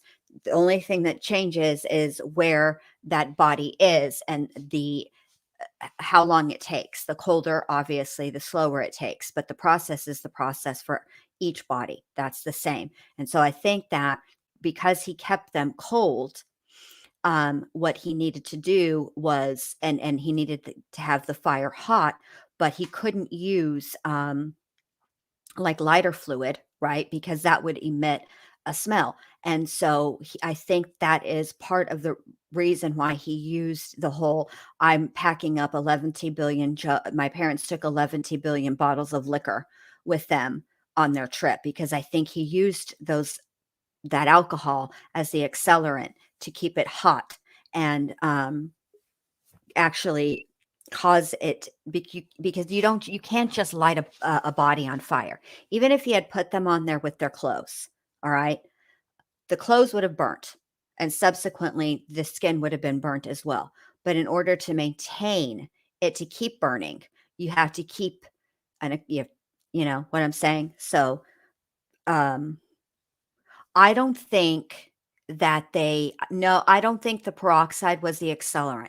I think what he did with the peroxide is, I think he used the peroxide on any of the grout in the bathroom, in between the tiles, because peroxide gets out blood. I like, you can't, obviously, if you have clothes, right? And you get blood on your clothes, right? As long as it is not black or a dark color, if it's any kind of light color, and you have it wet first, and you put a little peroxide on it, you can get the blood stain out. So I think what he did was, I think he used the hydrogen peroxide on the grout in the bathroom, in the shower, which is why you don't see any staining.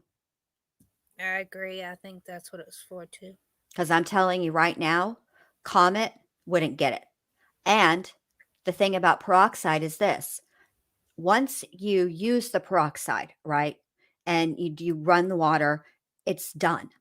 If he had used anything else, say bleach, for example, the amount of bleach that it would take to bleach, would be a lot. And bleach has a very strong odor, where peroxide has a very mild odor. And once you rinse it, it's pretty much gone. And it's just as effective as bleach without people walking into the house and saying the house reeks of bleach. And that, yes, and you're also correct. The chimney was active. And I think what happened is, so the first, July 1st was a Thursday.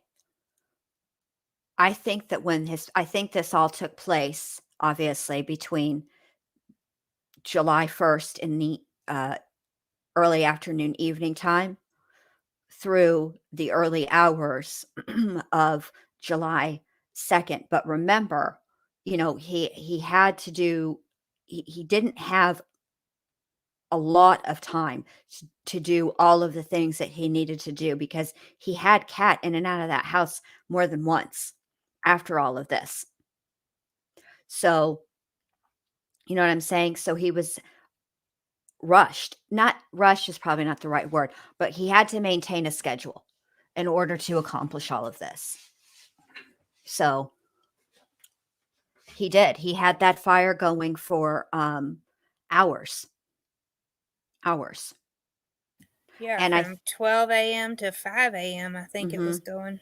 And I know that there's a couple of neighbors that testified to a smell. But remember, when he did the burning, he did all of this overnight when people would be asleep. So they probably wouldn't notice the chimney burning, other than maybe they might notice the smell. So Yeah, because it was, I think, 87 degrees that weekend. yeah, which makes sense is why he did it. Obviously, it was hot, but he did it in the basement, so he could certainly close the door. You know what I mean? Yeah. So, all right, let's see what the cross exam is, and then we're going to play these emails because we got to get to those. Because those are ridiculous. Nothing further. Cross-examination? Thank you. Good morning, or good afternoon now, I think. Starting sort of where we left off with those bone fragments found at the home. I think I heard you say that you could identify whether they were human or not. Let's start there. That is correct. So some of the things you found, for whatever reason, you could not identify as human, some you could identify as human. That is correct. Now, some of them you also were able to determine came from an adult human, is that right? Some of the fragments did have features of an adult. Now, none of the fragments that you found could tell you whether it was a male or a female adult human, correct? That is correct. And despite the number of bone fragments you found, you weren't able to determine if they came from one human or 6 different humans, correct? That is correct.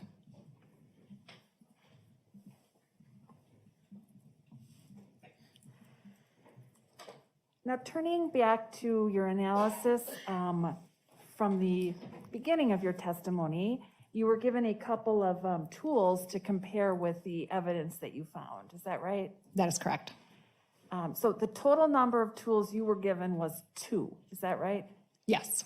And you were able to say that what you found was consistent with those tools, but you couldn't say that those tools were the actual tools that caused those marks, correct? That is correct. That's all I have. Thank you. Any redirect? And may this witness be excused? Yes. Thank you so much. Thank you. I don't think there are any exhibits where you are. No. All right. Ladies and gentlemen, we'll take the lunch break at this time. I'm hoping we can start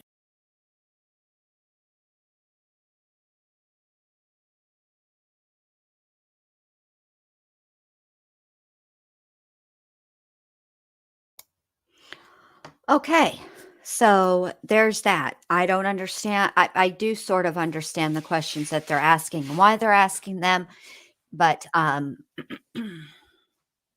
don't think that's going to have an impact on the jury. And the reason why I don't think so is because it is very difficult to explain 106 bone fragments in a residential fireplace, regardless of whether they came from one human being or 6 human beings. That was Right? really ridiculous. Like, that makes it actually worse. That's I what I mean, was thinking. I was like, what else are you trying to pin on him? I just don't. I mean, listen, I understood what they were attempting to do. Where I get stuck with this uh, defense Defense. attorney is her wording. It's the way Right. in which she asks the question. I understand what her point is, right? But I'm also not determining Chad Halderson's guilt or innocence. So what difference does it make what I'm saying if I understand it or not? The way that she's coming across to the jury, they're so poorly worded. And I don't I agree. understand it. I just don't I understand agree. it. Makes no sense. Because if I Terrible. was a jury, I'd be like, 6?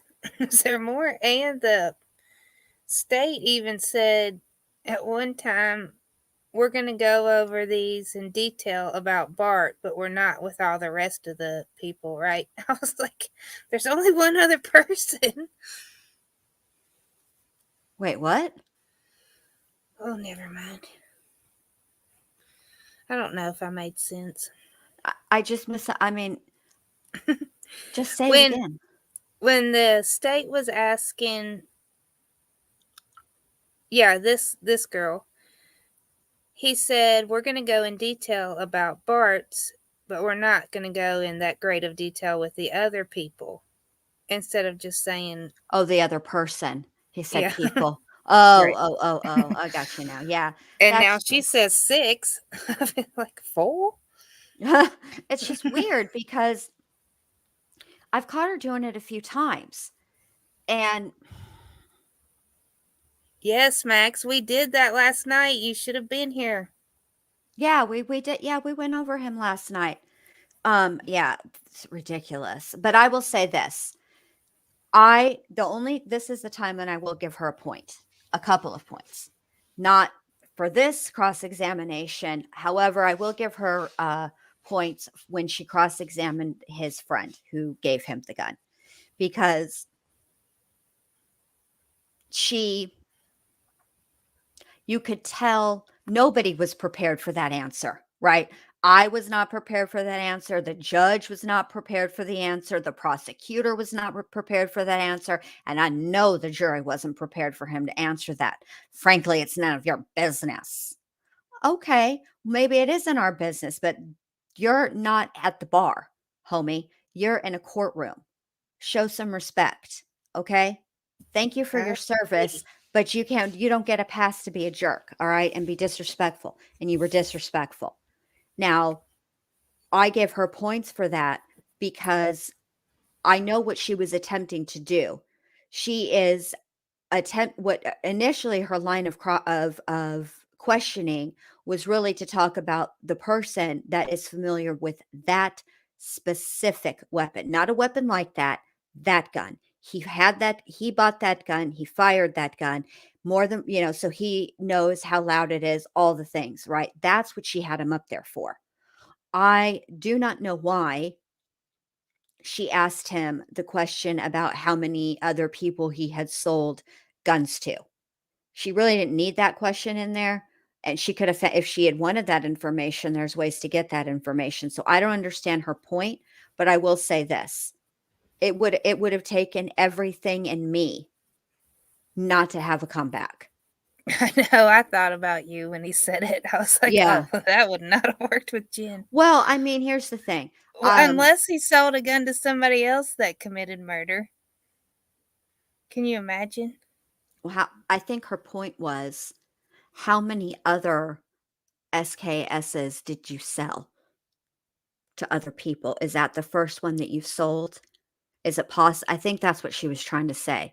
Is it possible Uh, that one of the other guns that you sold like that that are that same gun were they used.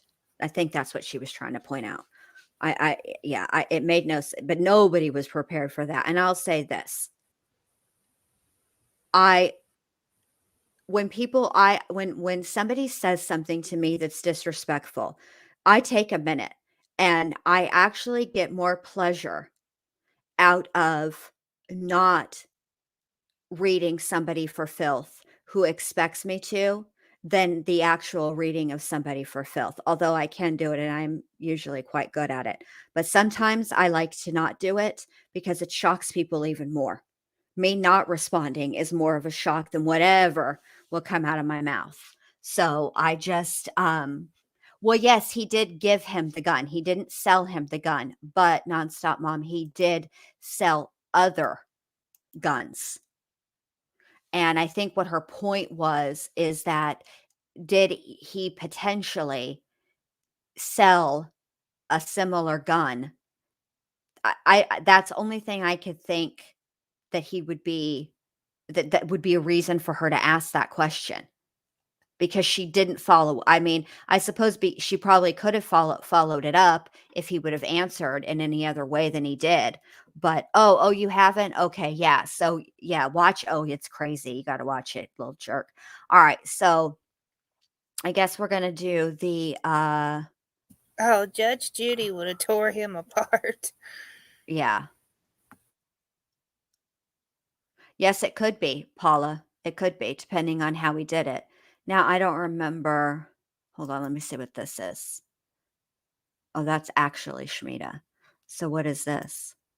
That's another Shmita. Oh my gosh. You already removed it, Shmita? Hello? Of course. I think this is right. We'll see. Judge, before we get started, would you mind, I think, reading the stipulation as it has to do with business records at this time? Certainly.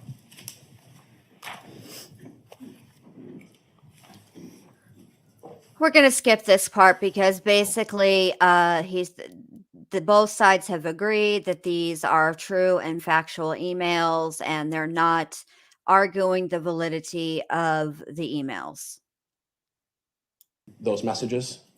Yes. And for purposes of what we're going to look at just first, talking about Mr. Halderson's Gmail account, we did not include those because we're going to look at them when we look at these accounts, right? That's correct. Okay. What types of messages were you looking for when looking at Chandler Halderson at gmail.com? What were you trying to figure out? Any communication with anyone from Madison College?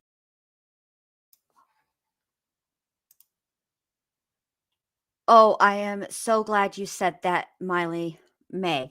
That is what I was going to say last night, and then I got distracted by God knows what, and so I forgot my whole point. But I found it interesting that they were asking about that head injury because I wondered if his friend and him had a discussion about the friend's head injury, right? And then that is what Chandler based his BS story to other people regarding the head injury and what was next and what was coming. I was wondering if that is what he was doing, if he was talking to his friend about that to glean details for his story. Unfortunately, I am not a doctor. I do know that there is a procedure in which they do do drill into your skull to alleviate the swelling, the pressure, and the fluid. Okay, but that's not the way that Chandler was describing it to people. If that is what you need, if that is a procedure that you require, you're typically already in the hospital having that done. Okay. Now I'm not a nurse and I'm not a doctor. Okay. But if you have to have your skull drilled in order to relieve pressure or to drain fluid, a shunt, as it were, whatever is going on in your dome is not good, and you're not walking the streets of Wisconsin free to, "Hey, navigator." No, they're still on today. So bottom line is, I don't know why he told that part of the story. That was extra and ridiculous, and no, I don't get it. Like, that was too far. But yeah.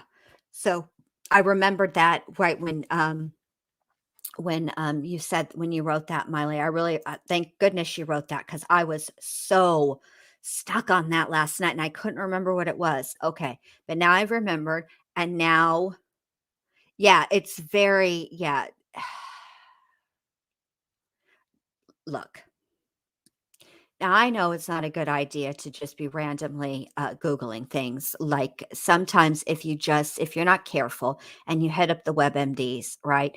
And you just type in your symptoms and you're not real specific or real careful about how you do it, you're going to wind up with some exotic disease as your diagnosis from WebMD. Okay. However, there are ways to go about Googling things in such a fashion that you would get the correct information should you decide that you want to lie about some type of illness or disease or injury or treatment that you may or may not be having. So, Heather, this was like a procedure that was going to take place. Let me think. This he was told this at the doctor's appointment that he went to on Monday, July 5th. So it was after. But Nonstop Mom, is that like an outpatient procedure? Could you just obviously it would have to be done in a hospital setting like that, I get. But would it be an outpatient procedure?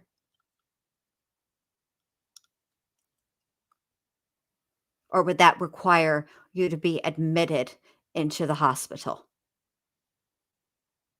I don't know these things. I would think anything that having to do with your brain, uh, you know, would be I would wanna be closely monitored. I wouldn't wanna just be, showing up and for a, outpatient procedure.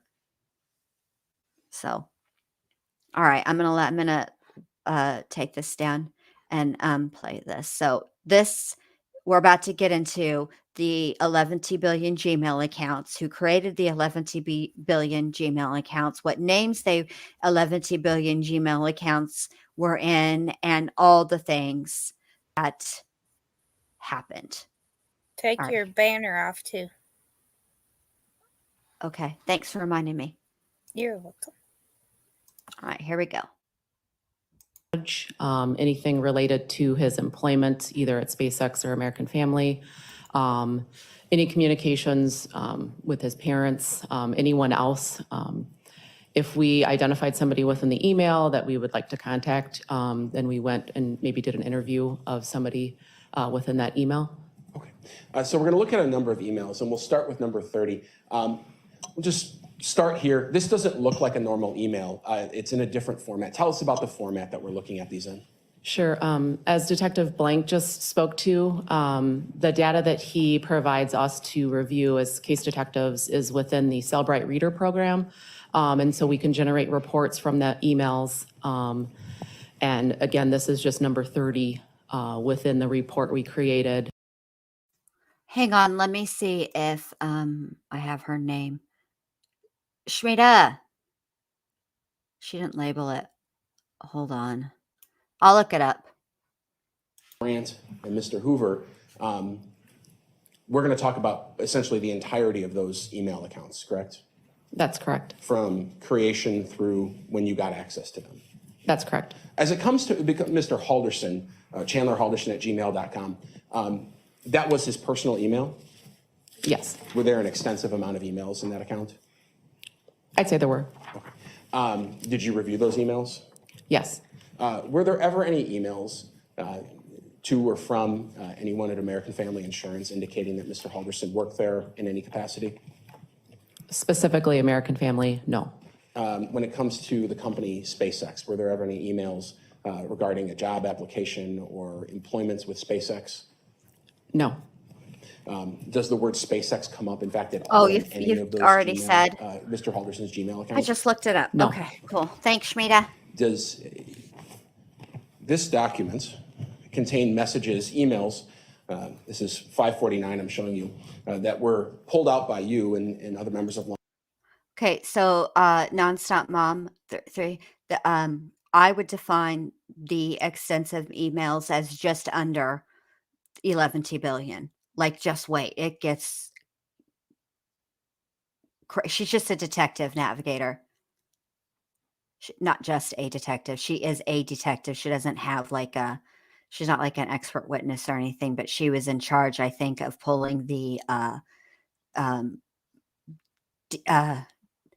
What am I trying to say?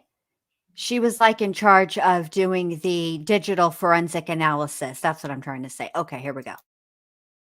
Law enforcement in what you believe to be relevant to this case.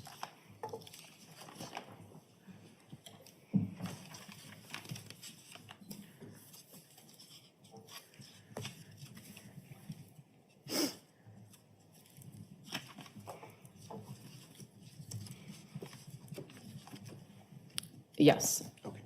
I'll move exhibit number 549 into evidence. Any objection other than as noted? No.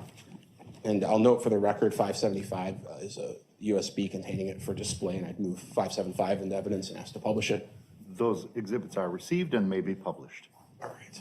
So when we're talking about Mr. Halderson's actual Gmail account, were there emails in that account in between him and these people, supposedly someone named Mr. Spieth, Ms. Brandt, and Mr. Hoover? Did Mr. Halderson's own email account contain those messages? Yes. And for purposes of what we're going to look at just first, talking about Mr. Halderson's Gmail account, we did not include those because we're going to look at them when we look at these accounts, right? That's correct. Okay. What types of messages were you looking for when looking at Chandler Halderson at gmail.com? What were you trying to figure out? Any communication with anyone from Madison College, anything related to his employment, either at SpaceX or American Family, any communications with his parents, anyone else. If we identified somebody within the email that we would like to contact, then we went and maybe did an interview of somebody within that email. Okay. So we're going to look at a number of emails, and we'll start with number 30. We'll just start here. This doesn't look like a normal email. It's in a different format. Tell us about the format that we're looking at these in. Sure. As Detective Blank just spoke to, the data that he provides us to review as case detectives is within the Cellbrite Reader program. And so we can generate reports from the emails. And again, this is just number 30 within the report we created. Don't you worry about it, Heather, whatever. On the left is the number 30, the timestamp and date. 11 And then the billion, subject of the email 50, is 1,100 times just to on the this right of stream your alone. screen. Sure. And so this one we'll just talk about its makeup, and we won't do that for all of them. So 30 is a number created by Cellbrite on the far left. That just is the number of the email. That's correct. All right. The timestamp, there it says June 7th, 2021 at 8:13 a.m. As we go through this, we won't talk about time a lot, but is that time specifically accurate in this program? In this program, in this particular report, it is not. So the UTC -5 is in regards to, you actually should add the 5 hours back to the email time. Detective Blank informed me that the Google records were actually received in our central time, and Cellbrite Reader program subtracted 5 hours. So while the times might not be super relevant today, but if the jury looks at that, they should just think it's plus 5 hours each time. That's correct. Okay. And so then at the very top of the column on the right, we have the subject of the email, which is the subject line we always think of in an email. Yes. And here it's email from MATC. And the body, that's the actual email that was sent. Yes, it is. All right. And we have this one, Chaz. I did not receive the email string regarding the appointment on Thursday. Please send to me, signed Bart Halderson. And Bart Halderson's email is what? bhalderson@bdo.com. What is BDO? It was Bart's place of employment. His accounting firm? Yes. Okay. So you went through these emails and pulled out ones relevant as you've discussed, and so we'll start going through those. Talk to me about email 20.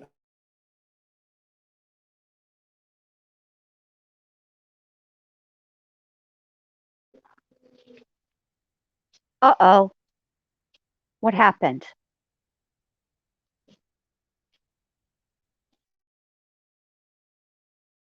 Oh, I thought it was me. No, it's not you. I can't, there's nothing I can do about it from my end. Shmita's got to fix it. Shmita.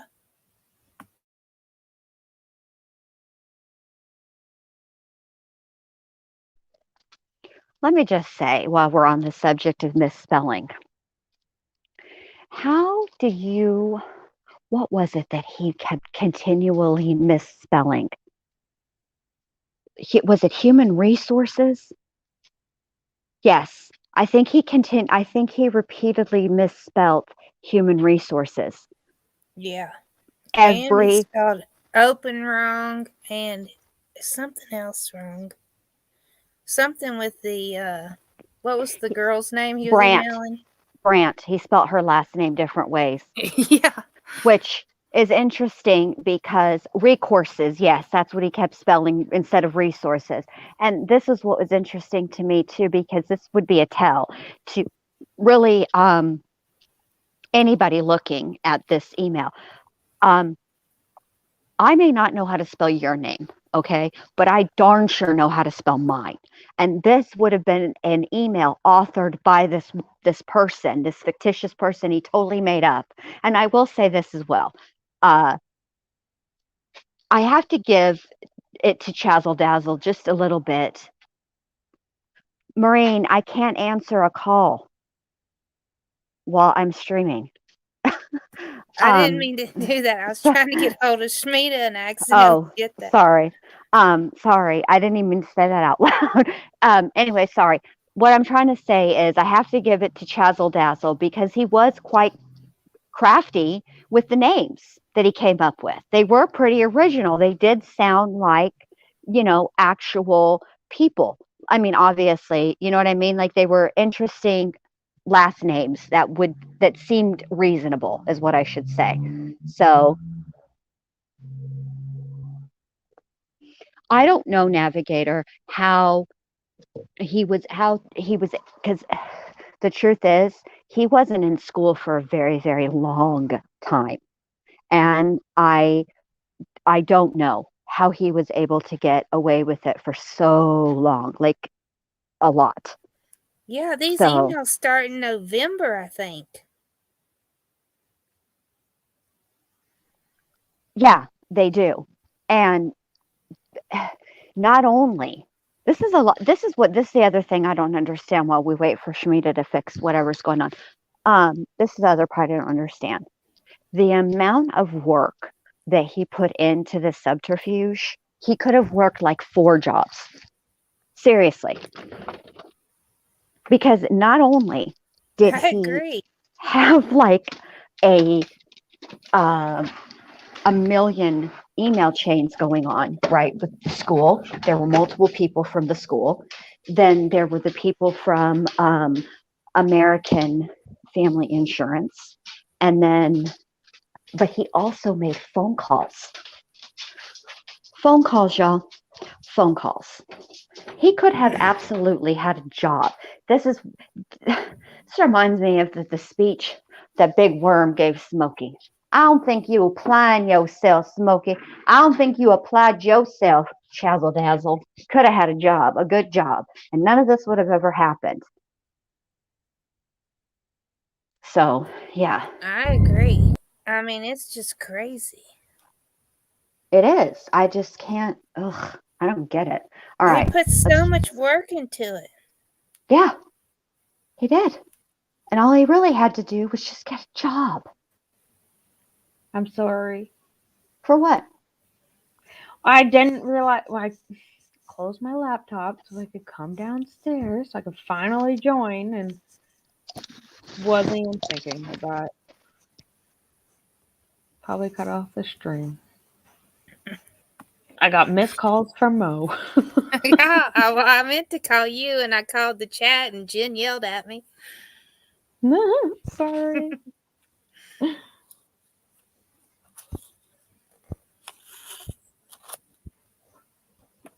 Yeah, Jen, I don't get the little bubble either. Whenever What you little go to, bubble? like the preview bubble. Oh, you don't? No, That's weird. so I I don't know do. where Well, you're I at. do. I do when I stream like from YouTube or whatever. I'll find it. Give me a second. Yeah, I don't.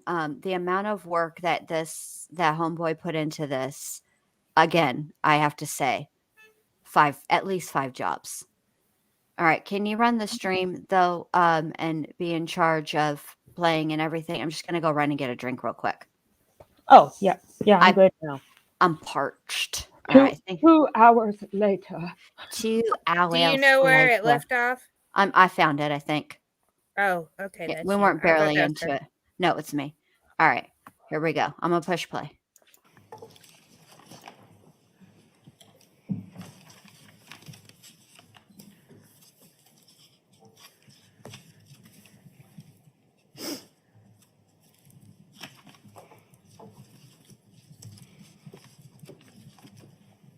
Yes. Okay.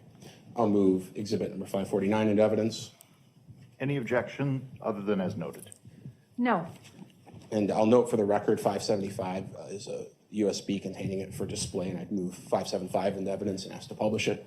Those exhibits are received and may be published. All right. So when we're talking about Mr. Halderson's actual Gmail account, were there emails in that account in between him and these people, supposedly someone named Mr. Spieth, Ms. Brandt, and Mr. Hoover? Did Mr. Halderson's own Gmail account contain those messages? Yes. And for purposes of what we're going to look at just first, talking about Mr. Halderson's Gmail account, we did not include those because we're going to look at them when we look at these accounts, right? That's correct. Okay. What types of messages were you looking for when looking at Chandler Halderson at gmail.com? What were you trying to figure out?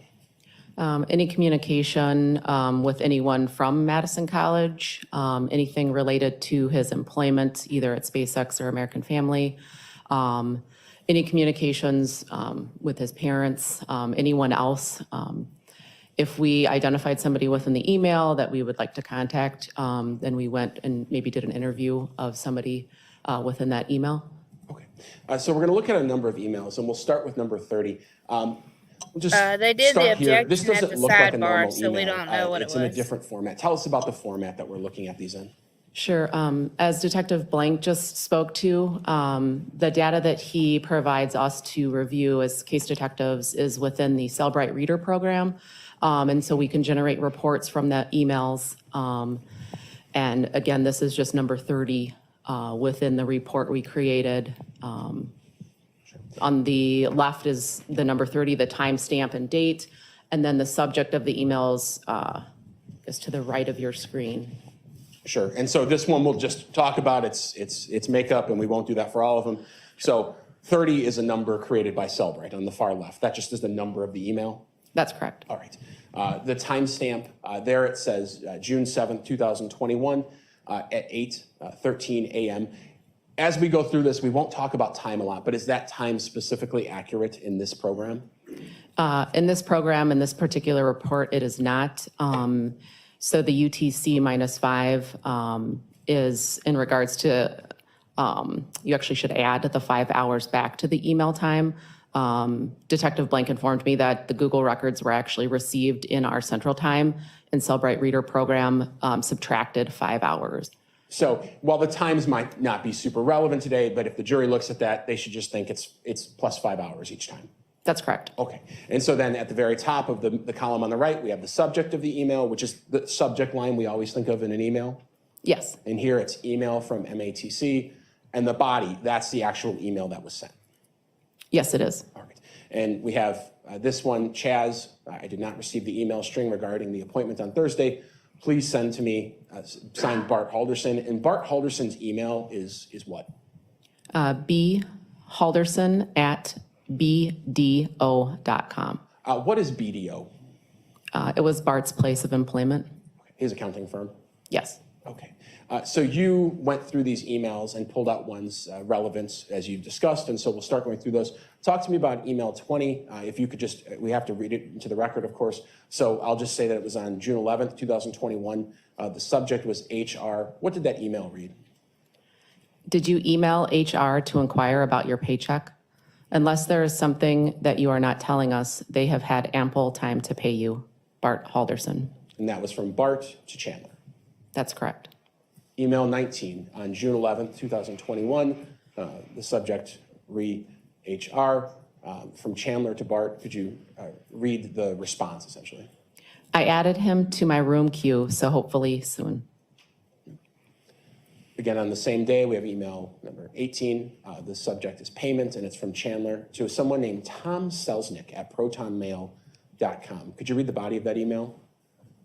Good afternoon. My name is Chandler Halderson. I was recently made aware of you taking my case. Can I have an explanation of why I haven't been paid yet? Thank you, Chandler. And then if you look at the time on this one, it's 8:49:35. But shortly after that, on June 11th, obviously we're adding that 5 hours. So June 11th, 2021, Mr. Selznick, someone named Tom Selznick at protonmail.com, emails Chandler Halderson in response. What does he say? Hi, Chandler. I was given your case on Tuesday. However, I have contacted your payroll company and have determined a few issues. 1, you are registered as salary, however, you are making an hourly wage. 2, for 2 months, the payroll company saw your name and dues as a clerical error. Unfortunately, you have been making $25 an hour when your salary states you should be making $61,000 annually. This is around a $10,000 difference annually. When I get in contact with payroll, I will show them exactly when you were switched and find out why there was a delay on your dues. Have a great rest of your Friday. Tom Selznick. Tom Selznick, Northeast Remote Human Resources Manager. Email 16 on the same day, June 11th, from Selznick to Chandler. Could you read that? I updated the log and changed your dues. I'll let payroll know of the change. Keep an eye on your bank account and let me know if you have not been paid by next Friday. Tom Selznick. Northeast, You can continue. Northeast I missed Remote that, Lupe. Human And I Resources watched Manager. 3002. Number 13, this is again, June 11th, from Chandler back to Mr. Selznick. What does it read? When is payday for me? I was wondering when I'd get paid. From email 12, same day, June 11th, 2021, from Mr. Selznick to Mr. Halderson. What does it read? First payment ASAP, then the first Friday of each month. Tom Selznick. Email 10, from Mr. Halderson to Mr. Selznick on the 17th of June now. What does it read? Good evening. I was hoping to hear the status of my check. Is there anything wrong or holding it back from being delivered? I recently had to go to the emergency room, so I will need my check ASAP. Thank you, Chandler. Email 9 on June 18th from Mr. Selznick to Mr. Halderson. The subject is still regarding payment. Could you read the body of that email? Good morning, Chandler. I will make some calls when your office opens to speed things along. I'm sorry to hear about your trip to the ER. That's never fun. I do appreciate your patience with this, Tom Selznick. Okay. Email number 7 on the 18th of June from Mr. Selznick, Mr. Halderson, still regarding payment. Could you read the body of that email? I will be traveling to Madison, Wisconsin, Wednesday of next week for restructuring of the HR department. It seems there is a lack of communication to be resolved. I will hope to meet you in person and have a sit down on Thursday if you are capable of travel. Tom Selznick. Email 6 on the 18th of June from Mr. Halderson to Mr. Selznick. Could you read the body of that email? Yes, that will work fine. I look forward to meeting with you. Thank you, Chandler. Now to email 4 from Mr. Selznick to Mr. Halderson on the 24th of June. Subject meeting times. What did Mr. Selznick reportedly say here? Good morning, Chandler. I'm holding a board meeting this afternoon to discuss the changes I've made to the department. If I am able to meet with you today, I will join your room around lunch over Team Viewer. My apologies for the Hey, inconvenience. However, there would not be enough members tomorrow pause to that hold the one committee. after this. Okay, go ahead. Email number 3 from Mr. Halderson. I did pause. What's up? Okay. No, I've learned a lot. These are all fake emails. To Mr. Selznick, meeting times. Could you read the body of that email? I will be available 12 to 5 p.m. today in my room. I would like to be kept up to date with any news regarding my case. Thank you, Chandler. That person, Tom Selznick, we heard about a lot of subpoenas from Alyssa Brandt and Hoover and Chandler, all at gmail.com. Tom Selznick at protonmail.com. Were you able to subpoena Proton Mail? We did not subpoena Proton Mail. What goes into that decision, or why not? After reviewing the emails, Detective Shunk and I had a conversation with Detective Blank in regards to the Proton Mail, and we learned that it's an email server based out of Switzerland.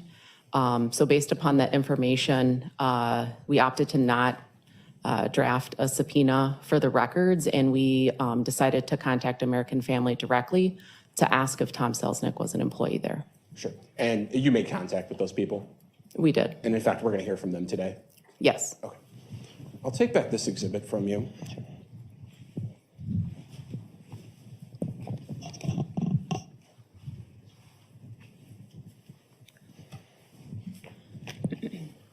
Showing what's been marked in this case, exhibit number 478.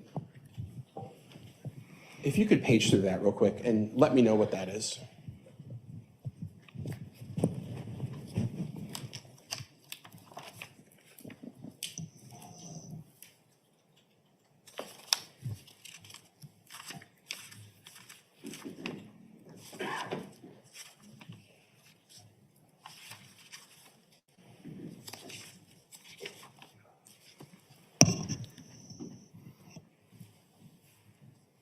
Exhibit 478 appears to be the spiethdaniel@gmail.com emails from the Google search warrant return. I'll move that exhibit into evidence and publish it. Any objection? Other than the Nothing stamp? further. Very good. It is received. So when it comes to Mr. Spieth, and I'll actually like to keep it in case you just need help reading, that's exhibit number 478. We're going to look at the entirety of the email, meaning all the emails sent from that account. That's correct. And so why are we looking at email 20? What does this show us? This was the first email sent to this account. So there were 20 emails total.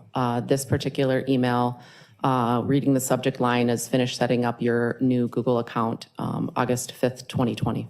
In your experience, is this the email you get when you set up a new Google account right away? It is. Email 19. So the account was set up on August 5th. And then right away, on that same day, 2020, Mr. Spieth at gmail.com emails Bart Halderson at wirr.com and Chandler Halderson at gmail.com.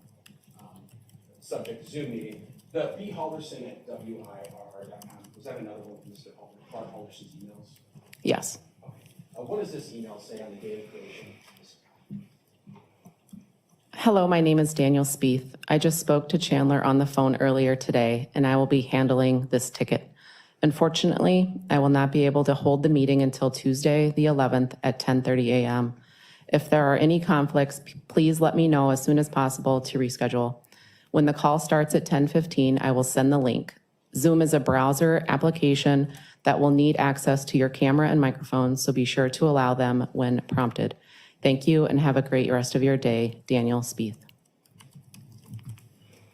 Email 18, 5th from Mr. Spieth to Mr. Halderson and Chandler. What are we looking at there? It appears it's an email sent with no subject or body.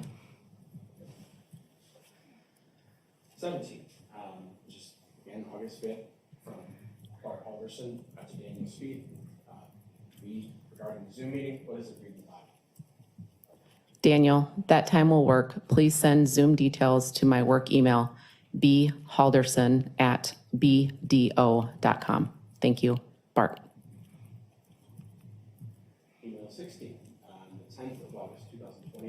Speed, and Mr. Bart Halderson. Subject is schedule alteration. What does Mr. Speed have to say here? First of all, I apologize. Recently, I have had a close family member become infected with coronavirus. I will appoint a coworker to the ticket of Chandler Halderson as soon as possible. I will be in the office. Log on Wednesday at 4 p.m. Chandler, call me at 9 a.m. tomorrow for further details. I apologize for any inconvenience. Daniel Spieth. Number 15, on the 26th of August, 2020. What is this email? This is an email from Google in regards to a security alert that a new device has signed into the account of spiethdaniel@gmail.com. The exhibit's up there. Number 14, same type of thing. Yes, again, this is an email from Google, the subject being Daniel finished setting up your Apple iPhone with the latest Google apps. In regards to setting up, it appears to be a new phone associated to the account. And these are just emails in your experience. Do these emails just come through on email? Good night, nonstop, Mom. Thanks for coming. Device or something along those lines? Yes, that's correct. Nothing weird about this. No. You scared me. Email 13. I don't know why that scared me so bad, but I about jumped and threw my computer. Sorry.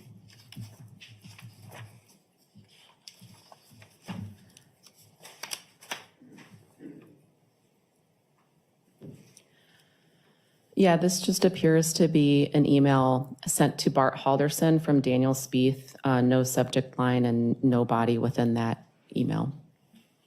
Email 12, 26 of August 2020, from Mr. Spieth and Mr. Halderson. Subject meeting. What did the body say there?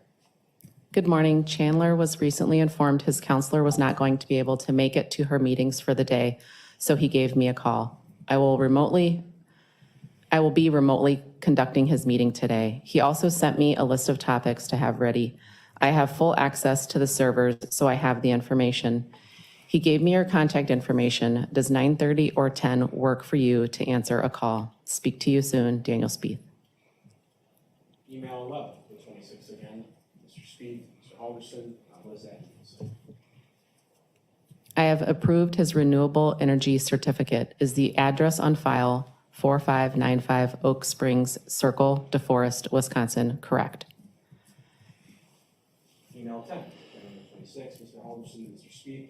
What does that email say? I can make either work. I just need to be done by 11:15. 8, Halderson to Spieth. Now we're on the 26th. Still on the 26th. What does that email say? I believe Chandler is in a meeting with a potential employer until 10. Did he say it was okay to have the call without him? Email 7, Mr. Halderson, Mr. Spieth. On the 9th, September 2020. The subject is status update. What did Bart Halderson say to Mr. Spieth at this time? Daniel, can you please give me an update on Chandler's account? I need to know the following items. Has his account been set up so that he can request transcripts? Has the national database been updated so that student aid can see that he is registered as an FT, meaning full-time student? When will we receive his certificate for completing the solar energy program? Thank you. Email 6, 23rd October now, Mr. Halderson and Mr. Spieth. What are we looking at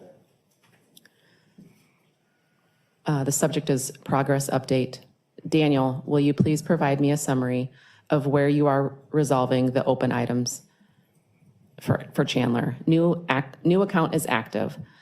Registered in the IT degree program. Able to sign up for spring semester classes. Transcripts can be generated and picked up. Solar certificate has been signed and will be sent. National database has been updated for financial aid. Thank you, Bart Halderson. Halderson to Daniel Spieth, grabbing college transcripts on November 2nd, 2020. Could you tell us what Chandler told Mr. Spieth? Good morning, Mr. Spieth. Could you please send my transcripts to my home address? There is a program with my insurance to help save me money with a good GPA. If you or someone you trust could do that as soon as possible, it would be greatly appreciated. Thank you, Chandler Halderson. Email 4, November 18th, 2020. What is this the same email that you see from YouTube with your Gmail account? Yep, it appears to just be an email from YouTube in regards to changes for terms of service. Email 3, from Mr. Speak to Chandler Halderson. I think it was cut off there. What does this one read? The subject is federal and insurance. The body reads, Dear Chandler, I believe I have finally gotten through to your federal loans and am getting squared away with them. I am also drafting your letter for insurance. Would a PDF copy work for you? And you have the book in front of you, just because it's cut off. We Sure. can confirm who Mr. Speak simply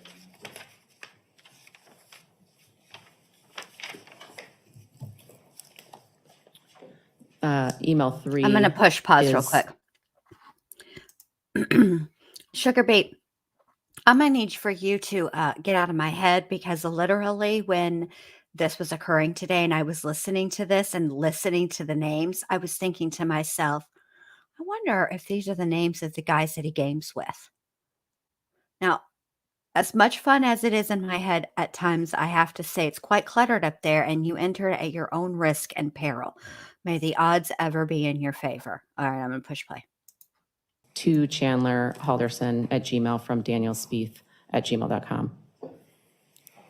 Number 2, now we're in December 9th, 2020. Just another Google email at that time. Yes, that's correct. And 1, we're looking at the same thing. Yes. Now, when it comes to Mr.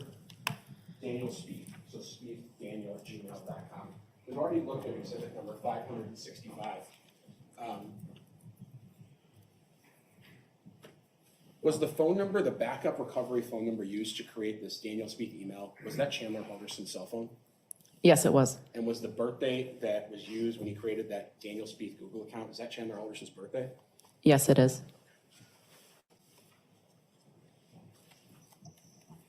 And in reviewing the account of Mr. Speed, who's purporting to be an advisor of some sort of MATC, did he ever advise any students other than Chandler Halderson? No, he did not.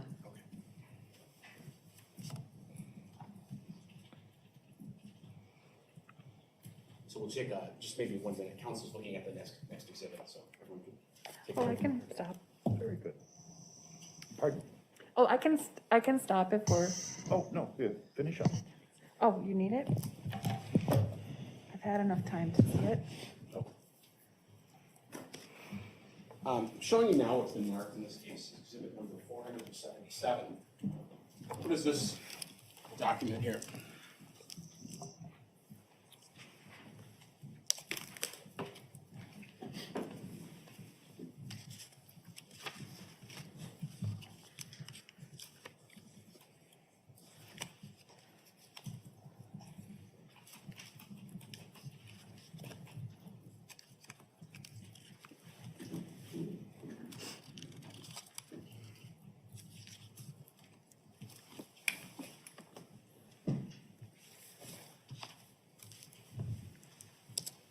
Exhibit 477 is the Alyssa Brandt 64 at gmail.com email return for this account from Google.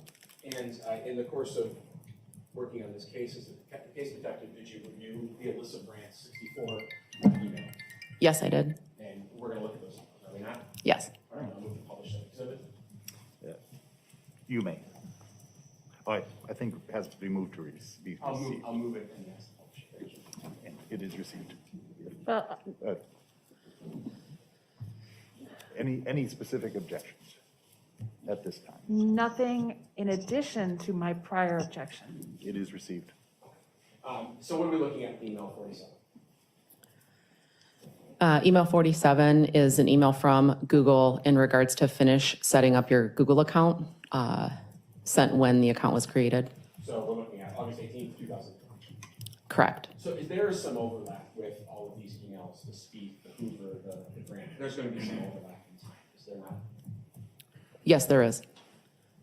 Let's talk about email 46 from Chandler Halderson. The day of this account was created on the 18th. Chandler Halderson to someone named Alyssa Brandt, 64@gmail.com. The subject is schedule times. Could you tell us what the body says? Good morning, Alyssa. We spoke on the phone yesterday, and I was wondering if you had sent the email to bhalderson@bdo.com. If you could, at your earliest convenience, that would be great. Thank you, Chandler. Email 45. And on the 18th, Ms. Brandt to Mr. Halderson regarding schedule times. Could you read the body of that email? I apologize for the late reply. I am currently waiting on 2 advisors to send in their open times. And I'm glad you sent an email because I had the address of bhalderson@bmo.com. I will have the times before the end of the workday.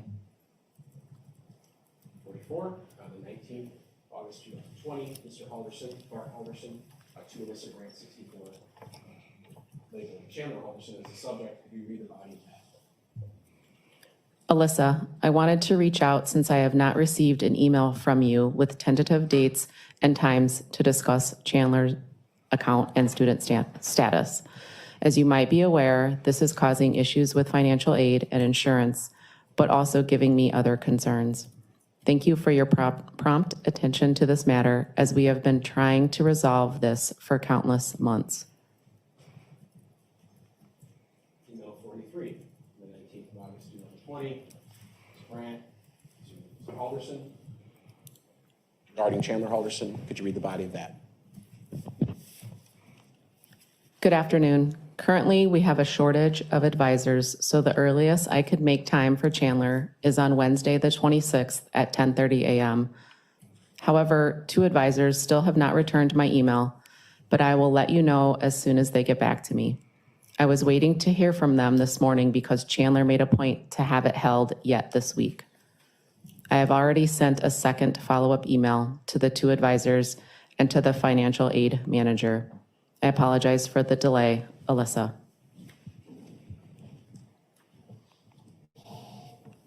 Number 42, the 19th of August 2020, Mr. Halderson to Alyssa Brandt regarding Chandler Halderson. Could you read the body of that? Thank you for the update. I blocked the time on the 26th, but would also like to resolve sooner. My wife and I are off on Friday and could meet in person if it would help to resolve this. Email 41, now on the 25th of August 2020, from Bart Halderson to Alyssa Brandt. Could you read that email? Alyssa, I have not received any updates for the call meeting tomorrow. I assume this is a call or virtual meeting, but have not received the dial-in information. If this is an in-person meeting, I need to know where we are meeting. Can you confirm that this is still on the calendar and who we will be talking with? Thank you. Email 40, 26th of August 2020, just a Google email again. That's correct. 39, same thing. Yes. 38, a YouTube email, correct? That's correct. YouTube is owned by Google, and that's why there's some interaction in the programs. Yes. Okay. 37, we're looking at another data email from Google. 36, are we looking at the same thing? That's correct. 35, same thing. 34. So when we get to 34, we're talking now we've moved forward quite a bit. May 24th of this past year, 2021. The subject is reschedule. It's from Chandler to Alyssa Brandt, 64. Could you read the body of that email? Good morning. My name is Chandler Halderson. Unfortunately, I haven't taken well to the vaccine and am not feeling well enough to make it to my appointment with Aaron Hoover at 10 a.m. today. Is there another time within the week I could reschedule to? Thank you, Chandler. A couple questions about this email as we go through. This is the first mention that you saw of someone named Aaron Hoover? Yes, it was. And that's another email account we're going to talk about? Yes. Okay. Let's go to message 33.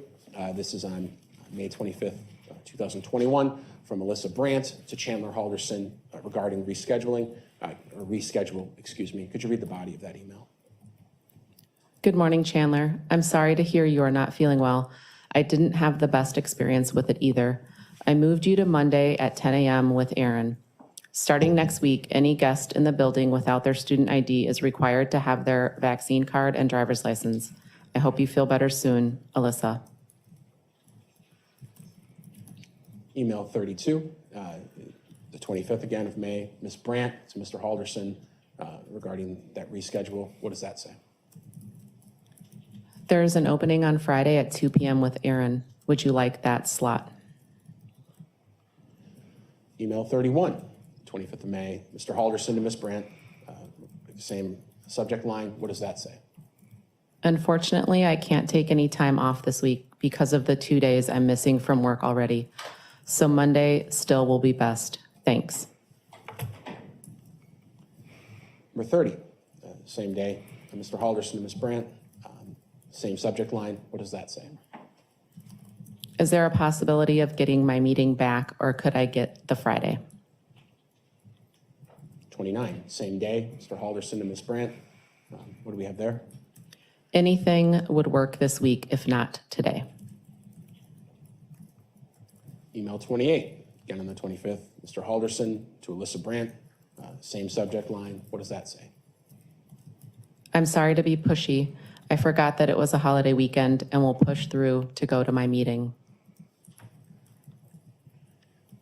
Email 27. Now we have an email from Alyssa Brandt responding to Chandler Halderson in that same subject line.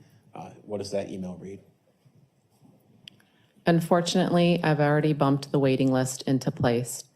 I'll put you in the number 1 slot to see if you can get in today. Otherwise, the next appointment is on Friday at 2 p.m. Number 26, again on the 25th, Mr. Halderson to Alyssa Brandt, same subject line. Could you read that? I appreciate it. I will be available at any time you give me. Even a video call today would work. My dad only has a few hours off today.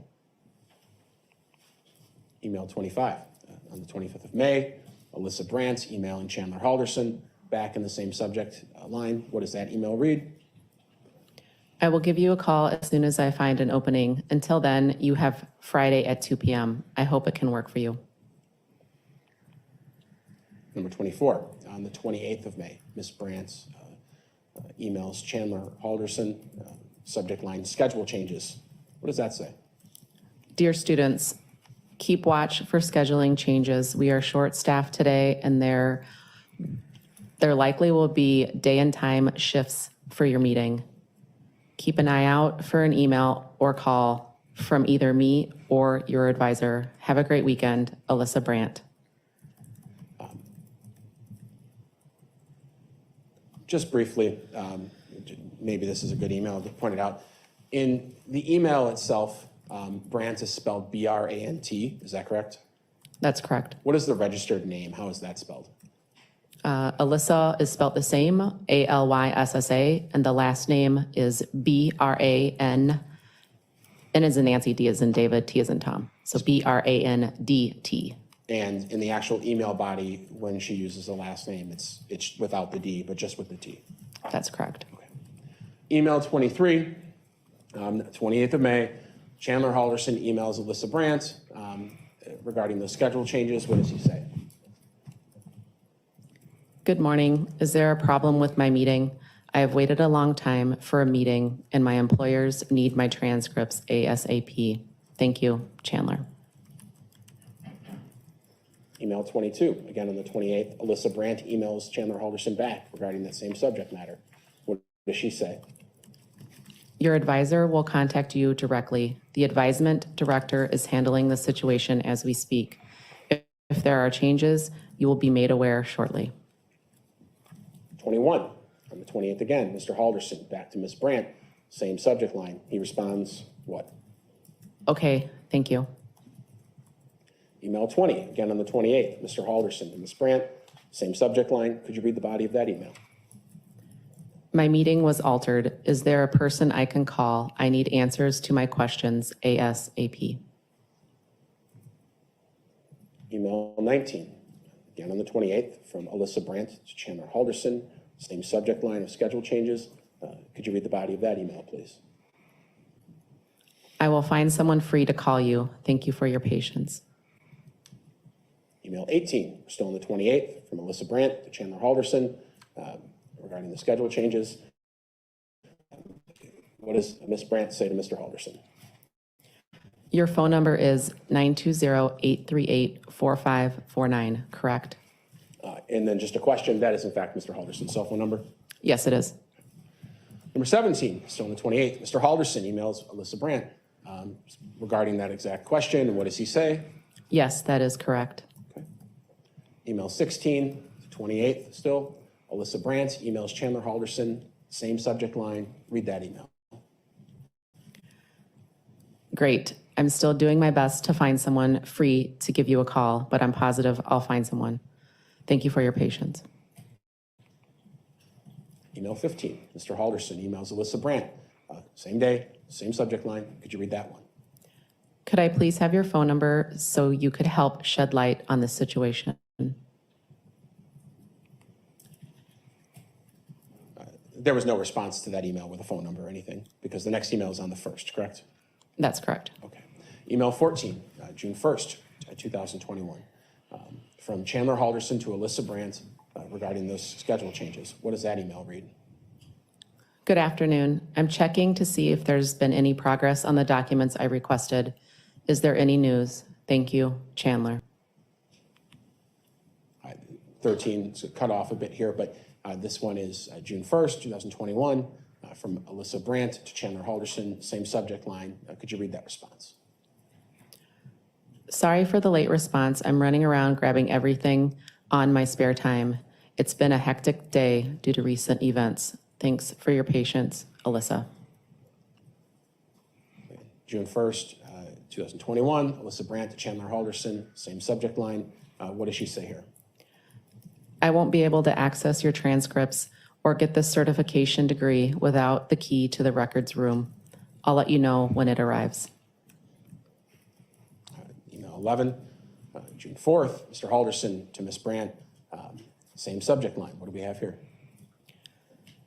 Could you add me to any open time for next week? And you added the word open, just for the record, it's spelled wrong, correctly? I did. In the email, it's spelled O-O-E-N. Thank you. Email 10, June 4th, 2021, Alyssa Brandt responds to Chandler Halderson in the schedule change email string and says what? Yeah, no problem. How does Thursday at 11:30 sound?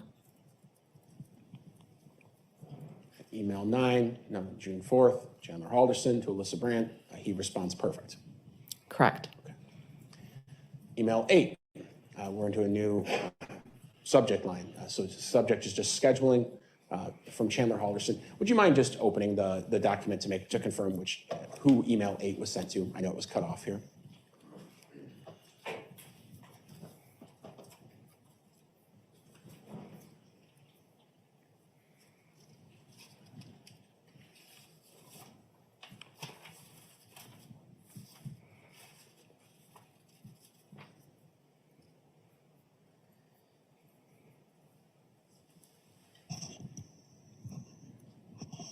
So email 8 is sent to Alyssa Brandt64 at gmail.com from Chandler. Subject is scheduling. The body is, good morning. My advisor, Aaron, took today and tomorrow off. Who will I be sent to and at what time? And we're gonna have the same question for a couple of these. We just tried to fit them in the screen as best we could. Number 7, that's the June 10th, 2021 email responding to scheduling. Who were the parties in that email? This email is to Chandler Halderson from Alyssa Brandt. And could you read the body of that? Good morning, Chandler. You are not on the list to be picked up today. When was your meeting scheduled for? Same questions for number 6. Who are the parties of that email sent on June 10th? This email is to Alyssa Brandt from Chandler Halderson. Okay, and read the body if you could. It was for today at 11:30 with Aaron Hoover. Number 5, same questions. Who were the parties in this June 10th email? It was obviously from Alyssa Brandt. Who was it to? Chandler Halderson. And regarding scheduling, what did that read? Oh, no, I didn't give you a date. You are still set, you are still all set for your meeting on June 17th, next Thursday I advise you to keep this meeting because the wait list is well past 50 students. Question for number 4, June 10th. Who were the parties of that email? This email is to Alyssa Brandt from Chandler Halderson. Okay, and read the body if you could. Is there still the possibility of me picking up the documents I requested, or has Aaron sent my transcripts already? Number 3, email from Bart Halderson to Alyssa Brandt, 64, responding, or it was a forward to schedule changes. The forward that appears in the subject matter indicates that at some point that email was forwarded. That's correct. Okay, and what does the email body read? Alyssa, this is unacceptable. We have been dealing with this issue for well over a year now. It has been costing us money the longer the delays have continued. I'm not sure of the professionalism of the advisors, but it sure seems like they will take off at the drop of a hat and it messes up the whole schedule. Chandler and I have both rearranged our schedules to meet with an advisor today, and I expect you to find a way to make that happen. Email 2 from Chandler Halderson to Alyssa Brandt, subject late. What does that read? I'm currently heading to the hospital. I will not make my meeting. I remember there is a wait list, but I still will need my meeting rescheduled as soon as possible. And number 1, June 21st, 2021, from Chandler Halderson to Alyssa Brandt. What does this say? The subject is contact information. The body is there a phone number I could call for getting a new appointment? And that was the last email in that grouping? That's correct. Okay. A couple of the same questions. When it comes to Alyssa Brandt, did it appear to you in reviewing those emails that she was purporting to be a student advisor at Madison College or MATC? It did. And did she ever advise any students other than Chandler Halderson? No, she did not. Showing you exhibit number 565 again. When it comes to Alyssa Brandt, who's second in the column there, is the IP address that account was created at, alyssabrandt64@gmail.com? Is that the Halderson home's IP address? Yes, it is. And the birth date used when that account was created, is that Chandler Halderson's birthday? Yes, it is.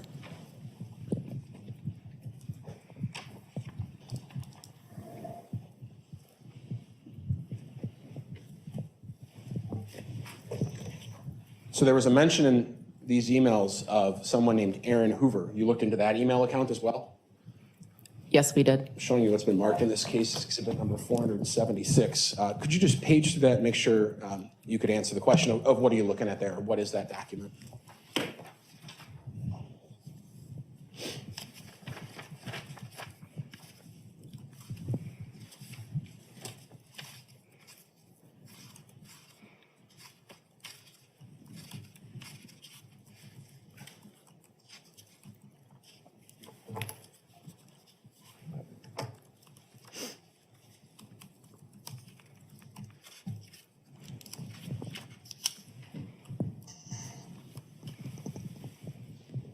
Uh, 476 is the Aaron Hoover MATC@gmail.com Google search warrant return, specifically the emails. I'll move 476 into evidence. Subject to any Subject to any objection, prior rulings, no further objection. it is received. Sure. And And it may be published. Thank you, Judge. Let's start with email 17. I think we're all used to this now, but what is email 17? Email 17 is from Google in regards to finish setting up your new Google account. Sure. And this one was on what date was this Google account set up? May 28th, 2021. Let's talk about email 16 from Aaron Hoover, MATC@gmail.com to Chandler Halderson. Subject is new schedule. Schedule spelled wrong, but it's new schedule. Could you read the body of that email for us? Good morning. My name is Aaron Hoover from Madison College's advisement team. Today we are missing 3 advisors. Following the first come, first served policy, I will be taking some meetings from an absent coworker. Good night, Max. My Thanks meetings for will stay on coming. course until 12:30, and then I will be taking over Ryan's meetings starting at 1. If you were meeting with Ryan today at 10 a.m., you are now at 1 p.m. with me. If you were with me after 12:30 today, you will be with me on Tuesday morning. So my 1 p.m. meeting from today will be moved to 10 a.m. Tuesday morning. If there are questions or scheduling issues, contact me or Alyssa Brandt. My apologies for the inconvenience. Aaron Hoover. Email 15, May 28th, 2021. If you could, in the binder, again, we're trying to format these to fit the screen. That was from Chandler Halderson. Who's that email to? Email 15 is from Chandler Halderson to Aaron Hoover. Okay. And same subject line. What does that read? Unfortunately, I need my meeting to happen today. My employer and insurance need my transcripts and to see proof of my completion of my degree and solar certificate. I have been trying to get a meeting for a very long time, and I very well could lose my job over this. Is there a time you could put me in? 14. Hey, Shamita, can you Who was push that pause email real from quick, and to? please? It's after these, right, where he gets real persnickety and demands that somebody call him back in the next 30 minutes, right? I think so. That's the part I like. That's the part that made me laugh. For no reason. It's not, okay, like, it's not funny, but As a parent, we can relate in a way. Not to this level. well, here's But my thing. How you gonna get uppity with yourself and demanding? Okay, first of all, let's say that all of this was for real. Okay, if you wrote me an email and told me that I needed to call you within the next 30 minutes, I wouldn't you call would you not at be all. getting, I wouldn't call you at all. I'll be like, new email, who dis? Okay, that's, But like I he just, is giving the dad like a runaround. So I'm sure the dad's trying to schedule all his appointments around this to be off and I know, oh, I know. We're not to the part yet with the note, are we? By the computer? not yet. Oh, I missed the Okay, note by the computer. okay. I didn't get to watch all today, so I'm behind still. Oh, are you?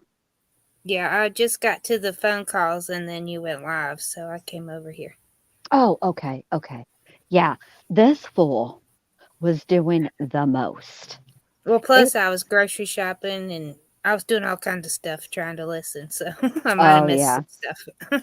yeah. I can't remember when exactly they talk about that because I feel like I don't think it's her that testifies to this. I think it is the male detective actually. Shunk is the one I think actually testifies to it. But just No, I remember it's a woman because I remember is like it? yeah, I just remember like the voice like move your shit upstairs and get a job.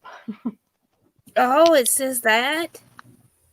No, No? that's Oh, not the note I'm talking about. Oh. No. Well, there is a note that says that. oh Yeah, my but that's God. not the note that I'm talking about. The note that I'm talking about says so and so sounds like Chaz. Oh, yeah. Okay, I did see that one. I thought that was an email, though. It was written on an email.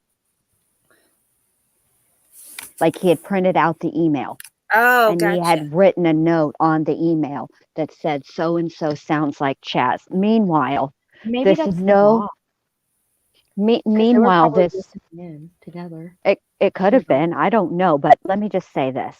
Meanwhile, this no job having fool also has a flip phone, which is his burner phone, which is where he takes calls as this It's one so of much the work. advisors, right? He could have just gotten a job at McDonald's. Well, I think And his brother has a very good job. well, his And I brother has think, a very good job probably because he actually attended college. He didn't right. drop out and drop 87 classes each semester and attend one class and get a friggin' C in it. Yeah. Okay? Like, that's why. He took the money. His parents paid for his school. He took the money and said he'd pay for it and only paid for like a couple classes and pocketed the rest. That's why he owes money. Did you get to that testimony though? No. That's not what he did. Oh, Because he okay. didn't he might have done that. He might have caught on to that towards the end, but he didn't drop classes in enough time where you would, you have, I think, 2 or 3 weeks, something like that, where then you can drop them and you get your money back. Right. That's not what he did. He waited. Oh. He waited, and some of them he just failed. Well, why did he owe Why is $3,000?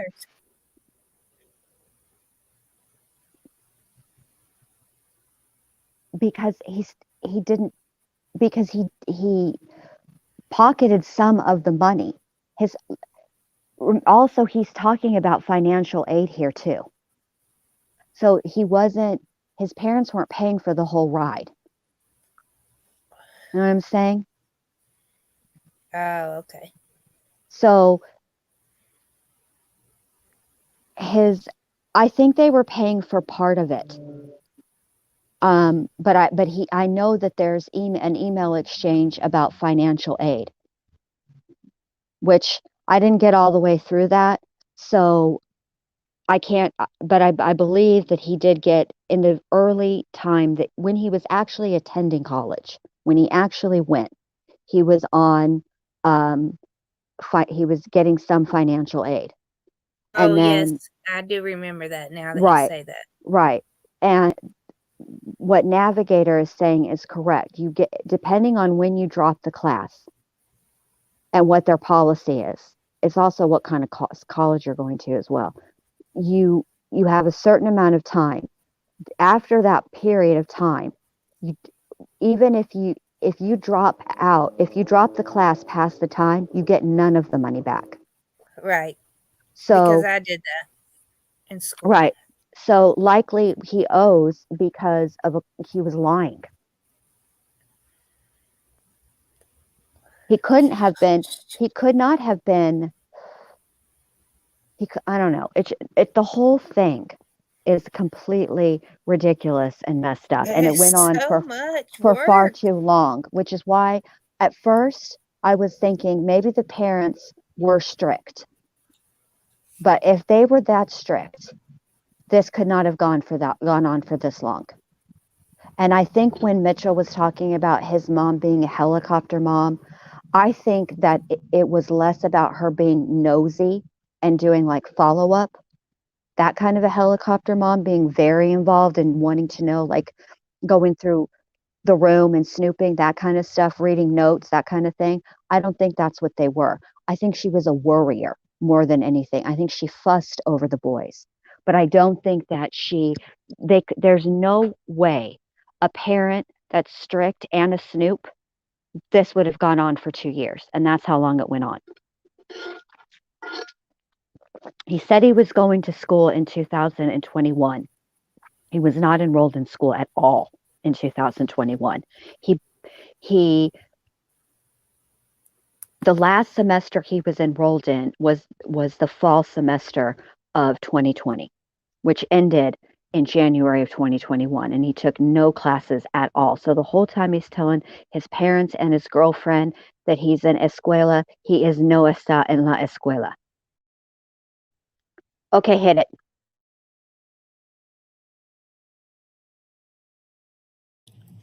Email 14 is to Chandler Halderson from Aaron Hoover. And same subject line. Could you read the body of that email for me? I'm sorry to hear that, but we must follow policy on these difficult days. I will contact your employers for you if that will help out in any way. Email 13, again, if you could tell us the parties of this email. Email 13 is to Aaron Hoover from Chandler Halderson. Same subject line. Would you mind reading the body of the email? Alyssa put me on the waiting list on the #1 slot earlier this week. Does that apply to today if there are any cancellations during the changed scheduling? Email 12, again, who are the parties of this email? Okay, pause one more time, please. I forgot something. Okay, I'm kind of torn about the girlfriend, Tony, because so she was naive enough to buy these flim flam stories, right? But snoopy enough to A, require that he had his Snappy Chats location turned on, and B, to check it, and C, to take a screenshot of it. Well, I think that's because he cheated on her with that other girl. Right, but that's my point. You're only naive until you know. Once somebody lies to you once and you catch them in a lie, which, hello, cheating is lying, right? You're no longer naive. Naive Right, is just a but- lack of experience. So she's checking up on him about where he is. Wouldn't a job be included in the checking up? Well, no, because he acted like he did everything online. COVID saved his butt on a lot of this. Because I guess he except acted for- like he couldn't go in person anywhere and he did stuff online. And she had a job, so she didn't know what he was doing all day. But she knew enough to check his location. It's just insane. At the very time that he was doing the very worst thing he could be doing. You see what I'm saying? There's a disconnect there. Either I agree. either there is a Something's huge weird. disconnect, either there's a huge disconnect, or the biggest stroke of luck ever. For her to feel something was off. And the truth of the matter is that could be true. Nobody has really asked her about how he acted that weekend. Nobody asked her, and nobody has asked her mom, and nobody asked Cress. Now that's the one. And let me tell you something. If they'd have asked Cress and something was up, Cress would have spilled the beans. Unequivocally. She would have told it. Dulce and Kat, maybe not. But Cress would have. And nobody asked her.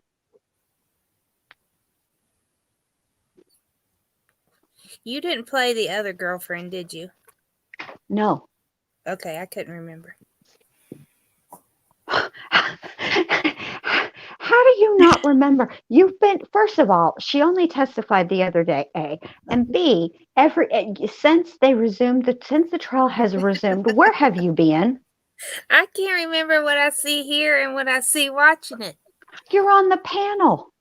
Well, you know my memory.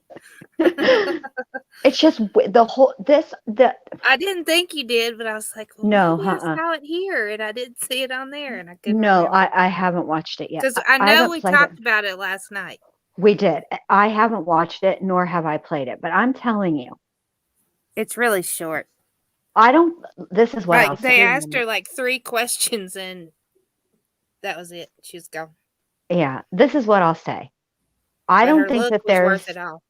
anything. Yeah, I don't think there's anything nefarious going on as far as the investigation of this case goes. I think that if they ruled Kat out, there's a reason they ruled Kat out. Okay. But what I don't understand is why the prosecution has gone through the painstaking detail. I understand why, but if they were going to go through the painstaking detail of calling in a forensic anthropologist, if they to have the level of testing that they have done with not just the bodies, but with the forensic testing, everything that they've done has been step by step, methodically, painstakingly detailed. But to not ask Kat what his behavior was like on that weekend is weird. I mean, it's just, I don't know why they wouldn't ask that. I don't think it was like, I don't think it's because something's up. I just think of all the things that they could have, why they didn't ask that is what I don't understand. I agree.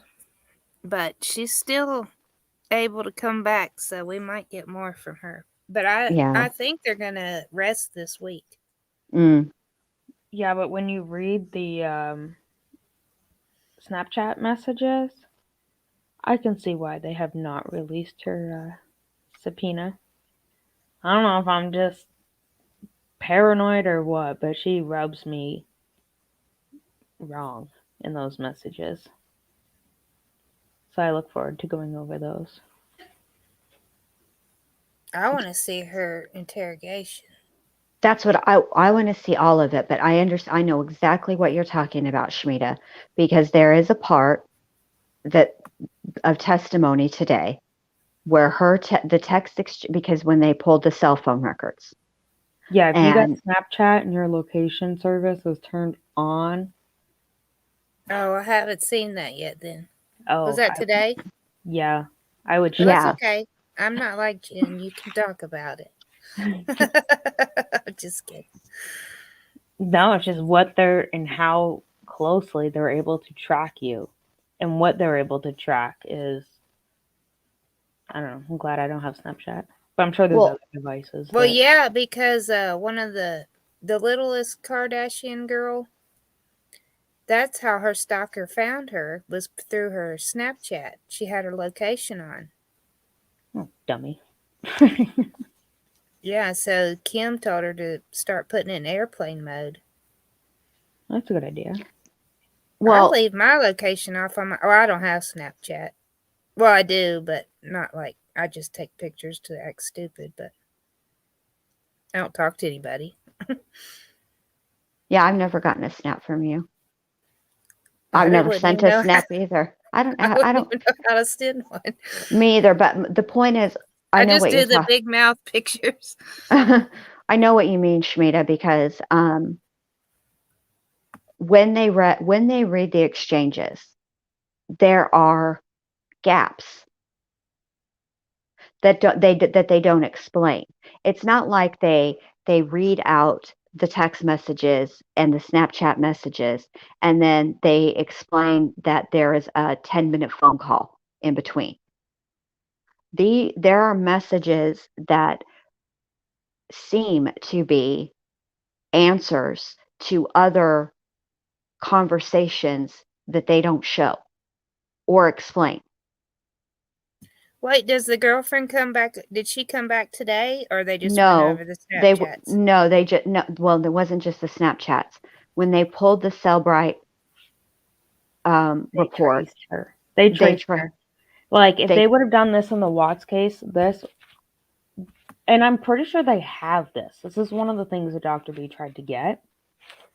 And they would be able to prove, just like they did today, exactly where NK was that morning, exactly what time she got to work. Like, they must have, otherwise wouldn't she be in matching silver bracelets right along with him? one would think, but nobody. It's been 3.5 years. What time did she clock into work? I'm not saying she's guilty of anything. I just want to know, what time did she get to work? Why don't you call her and ask her? I should. Because you'd have a better shot getting the answer out of her than you would getting it from the discovery. That's the problem I I can go have ahead with. and tell you, you'll only get her voicemail. That's the problem I have with basing, with saying that for not you, a general you, that for sure what happened or where people were, and you're basing it on the discovery when that discovery is incomplete. So you can't possibly know for sure where anybody was at any time because the discovery is incomplete. I like today's so far that I've watched. I like this stuff more than like the forensic stuff. I like it all. I like this Well, stuff, I love the whole and trial. I like the forensics. But I feel like there are, as a juror, if I'm listening to this testimony, I want to know why there are conversations, and it's like there are answers to questions, but you don't know the question. And the prosecutor doesn't explain why we don't know what the question is. They don't fill in the gap of this conversation. Remember in the Gypsy Rose, and when Nicholas Godejohn was on trial and they read out those texts between them? Yes. So when there were text messages that took place over Yahoo, and then there was another form of communication that they used, when they switched, they filled that gap in, and they said the answer to this, the question was asked on Yahoo and it was answered on Facebook Messenger. They didn't do that with this, and that's where it's like it's weird, and it's, I don't know, there's a disconnect. Okay. Well, I'm gonna watch when we end here. Yeah. Well, when we get the discovery, we will have Dr. B guide us into making a kick-ass timeline. Only if we get the full discovery, though. If we don't have all the parts, there's no way to make a timeline. Not an accurate one. Right. Otherwise, Well, we're going we to might end have up to get Dr. B to take a little trip to the state of Wisconsin and make files. I mean, make copies. Otherwise, we're going to end up with Cress climbing in the basement window and sleeping there overnight and hiding people's phones. Oh God. That's what happens when you base your when you say you know something for sure when you don't have all the data. Not Chris. Oh, jeez. Well, right? I mean, Yeah. All right, go on, because it's getting late. Okay. just tell them the This truth. email is to Chandler Halderson from Aaron Hoover. And subject line is the same. Could you read the body for me? Yes, that will apply. If there is a cancellation of the updated schedule, you will receive an automated call to your cell 920-838-4549 of the time, building, and advisor you will be meeting with. There is no guarantee I will be hosting your meeting unless it is on Tuesday at 11 a.m. Email 11, May 28th, 2021. Who are the parties to that email? Email 11 is to Aaron Hoover from Chandler Halderson. Same subject line. What does the body read? I can't tell you how many times I've heard this and never gotten in a meeting. Is there a phone number I can call for a more detailed explanation? Same day, Mr. Halderson, and that one is to Mr. Hoover. That's correct. Okay. Same subject line. If you could read the body for the record. I need to have a call with whomever is in charge in the next 30 minutes. I've been a student for over 3 years and I will be treated fairly. Number 9, again on the 28th. Who are the parties to that email? Email 9 is to Chandler Halderson from Aaron Hoover. All right. And if you could read the body of that email. I understand. I have forwarded your information to her now with a priority mark. She will be conducting meetings herself today, so her availability is limited. Email 8 from Mr. Halderson to Mr. Hoover. Now we have a different subject line. This one's status. Could you read the body of that email? Good morning. I canceled the meeting for today because of work conflict and emailed you a list of questions and documents I need. When do you think I will be able to pick them up? Also, when I do get them, I have a few extra questions. Thank you, Chandler. Email 7, June 1st, 2021, from Mr. Hoover to Mr. Halderson. The subject line is now in response to. What does the body say? Good morning, All Chandler. right. I'm sorry you Aaron's can't not make the gonna meeting. be texting him I will at gather the 5:16 a.m. That should have been their first clue. Are these the ones that you have to add 5 hours though? Oh, it does say UTC. So that'd be 10. Okay, sorry. Carry on. That's I forgot about the UTC. I was like, there is no school that's gonna be answering at 5:16 a.m. No. Well, maybe during COVID if they're home. I don't know. It was a dumb plan, Chaz. Dumb plan. And let you know when I can get your certificate card and degree. In the meantime, I'll electronically send your transcripts and degrees out to the respective employer insurance agency. I will have Alyssa give you a call when everything is complete. Good luck on your meeting, Aaron Hoover. Number 6, this is on June 1st. Who are the parties to this email? Email 6 is to Chandler Halderson from Aaron Hoover. And regarding that same subject matter, could you read the body? Unfortunately, I don't have your insurance on file. Is there someone specific I can send them to? Number 5, who are the parties to this email? Email 5 is to Aaron Hoover from Chandler Halderson. Same subject matter. Would you mind reading the body for the record? Okay, thank you. You can send the official link to bhalderson@bdo.com so he can forward it to the right people. Email 4 from Mr. Hoover to Chandler Halderson, correct? That's correct. All right. Now, different subject matter. Now it's absence. What does Mr. Hoover have to say on June 10th? Dear students, I am taking the rest of the week off due to a family emergency. If possible, my meetings will be reassigned by availability and relevance. If you have any questions, please give our secretary, Alyssa, a call or email. My apologies, Aaron Hoover. Email 3, the 10th. Could you please tell us the parties to this email? Email 3 is to Aaron Hoover from Chandler Halderson. Same subject matter or no? In response to that subject matter, please read the body. Have I been picked up by a different advisor and at what time? Email 2 from Mr. Hoover, matc@gmail.com to Chandler Halderson. New subject line here, meeting time and date. Would you mind reading the body for the court record? Good afternoon, Chandler. I'm sorry to hear about your recent trip to the ER. I have scheduled you 2 appointments, so if there's a conflict with the first, there's always a second. July 20th at 2:45 p.m. and July 23rd at 10:30 a.m. If neither of these work, let me know as soon as possible. In the meantime, you are holding slot number 22 on the wait list. And number 1. Number 1 is just a Google email that we've looked at before. Yes, it is.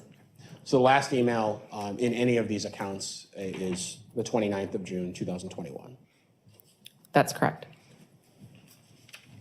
A couple of the same questions as before. As it comes to Mr. Aaron.Hoover, matc@gmail.com, he was purporting to be an advisor at Madison College.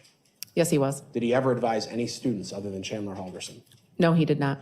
And looking at Exhibit 565, the IP address used to create that Gmail account, is that the IP address of the Halderson household?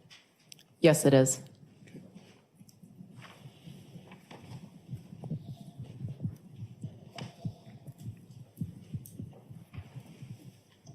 No further questions. Cross-examination? No, thank you.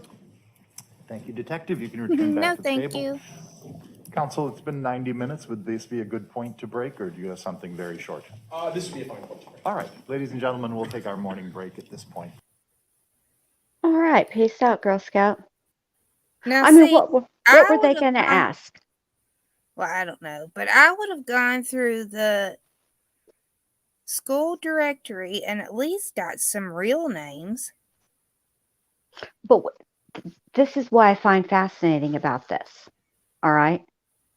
The level of lie required is relative to the person who you are lying to. So if you're going to lie to somebody who is extremely detail oriented and has follow-up, then your lie has to be detail oriented, which it would necessitate you going through the directory. Also, well, never, but okay, this goes to my point that his parents obviously, and this is not a slight on them. It's just that I'm waiting for the defense to come up with this potential defense, right? As he was, they were mean to him or abusive or whatever, but they couldn't have been, because otherwise he would have lied better, frankly. That's the truth. People lie because they fear getting into trouble. The better the lie, the least likely you are to get caught. He put literally no effort into this, not any real effort, if he actually intended not to get caught. He actually, I think what he was doing was not, I think he was hoping he could put them off. And I think that rather than take the time that he had gained by putting them off, i.e., all of 2020, and getting a job, instead, he just continued the lie. And then it blew up in his face. His parents had enough, and they decided to look into some things. Because I'm sure his dad was getting annoyed with requesting time off from work. Now, they didn't go into this too much with his supervisor, but they did go into it with hers about how they had to coordinate for time off and how they did that. And he didn't even care. No, he didn't. Just so that he could sit at home and play video games. Which, a loser. Yeah. I mean, I just, the ones, it's weird to me. Not weird's not the right word. I guess I'm surprised by the witnesses that the defense chooses to cross-examine, and then the questions they ask, on top of the one, just as much as the ones that they don't cross-examine. Yeah. Although this witness would probably not be a good one to cross-examine, since she just read out 87 million threads, email chains of lies. I don't know what else they could, I remember when I was like 19, I lied. I lived with my mom, and I lied to her and told her that I got a job. Well, I did get hired, but I went and partied and celebrated, so I didn't make it to work the first day. So I had to get up every day. She would make my lunch, and I'd take my lunch to my friend's house and hang out all day. But I lasted a week with that. Oh, my mom would have been like, "Oh, not a year. Pop in and see you on your break." Oh no, this was at like some factory, so she couldn't come by. But it was more than a year. I know. So I was like, I lasted a week, and I was like, oh, this is too much work. Mm-hmm. This is more work than actually going to work. It would have been, he would have had more time for activities if he had a job than keeping up this baloney. Right. It was his lie was a full-time job. Yes. It's unreal. I just can't get over him putting the heads in the fireplace. That's all I keep thinking about. Yeah, but I feel for those neighbors too, because you would never be able to stomach that. I feel for his brother. Smell that you remember in your nose, though. Yeah. Like anything that would ever smell like that for the rest of my life would turn my stomach instantly. But I'm also. But it's just his poor brother. God. Okay. At the end of the day, frankly, everything that he put in the fireplace is shocking. There's literally not one part that's more shocking than the next. Looking at you. Yeah. I don't. One messed up duck. He couldn't have been sugar beet because, I forgot what I was going to say. See, during COVID, he had more supervision because his dad was working it from home. So I don't know his dad could have, I don't know, because his desk was downstairs. It's not like he had it in his room. To be perfectly blunt, I have to agree with a navigator here. The line for me would be the dismembering part.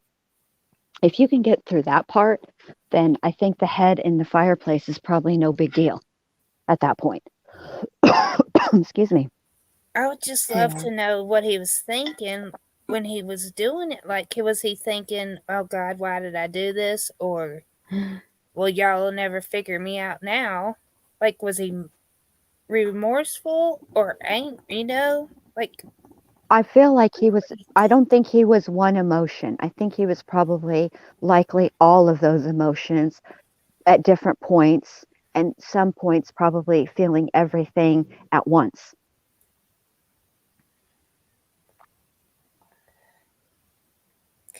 But I will say this, the prevailing thought process seems to be the covering up, because that is something that he worked at for hours. For years. No, I'm talking about that after the crime. I know, but he'd been covering up stuff for years. Faking emails, though, But is he can't very claim, um, what is that? Mental, insanity. yeah, He can't. insanity. He doesn't have it. No, the minute that the minute he did one thing to cover up the crime, that negates insanity. Because at the root of the insanity defense is not knowing right from wrong. If you don't know what you did was wrong, then why would you cover it up? I'll give you a prime example. Look at Andrea Yates. She did absolutely nothing to cover up what she did. In fact, she, as soon as she was done, called 911. She is the one and she told them exactly what she did. She made no attempt to distance herself, minimize her involvement. She said everything that she did.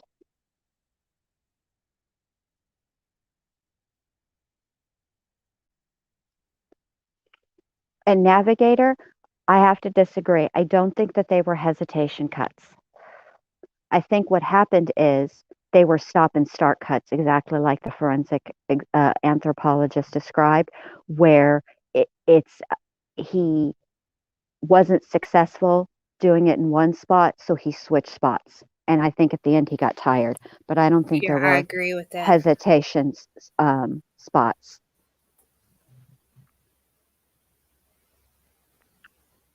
I think Navigator with where he disposed of them.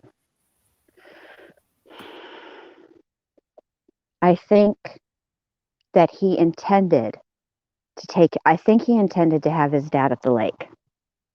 But I think what happened is, I think that Kat, when she asked him where he was, I think that's what stopped it. I think he intended to dispose of everything out at that lake. And I think when she busted him on the snappy chats is when he had to change course. And that's why what's out there is very minimal, right? And then but he still had a situation on his hands, for lack of a better word. And I think that the putting it at the farm was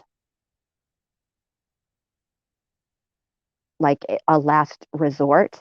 And I don't think that I think he thought he had more time to get back out there to that farm to perhaps retrieve the bodies. But the minute he made that police report reporting his parents missing, the detectives were all over him, and he had no Yeah. They were watching. opportunity. He was being Oh, watched. I just thought of something. The one ex-girlfriend that Oh, yeah, gave him the nasty look. Mm-hmm. She said that they went swimming there. I wonder if that's why Kat was like, huh, what are you doing there? He also went there with his friend, Mr. Army Guy. Jeez.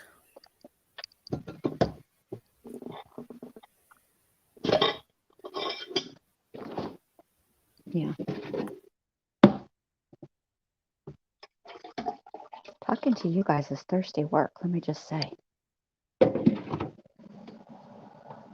Sorry, I needed a drink. So I really think that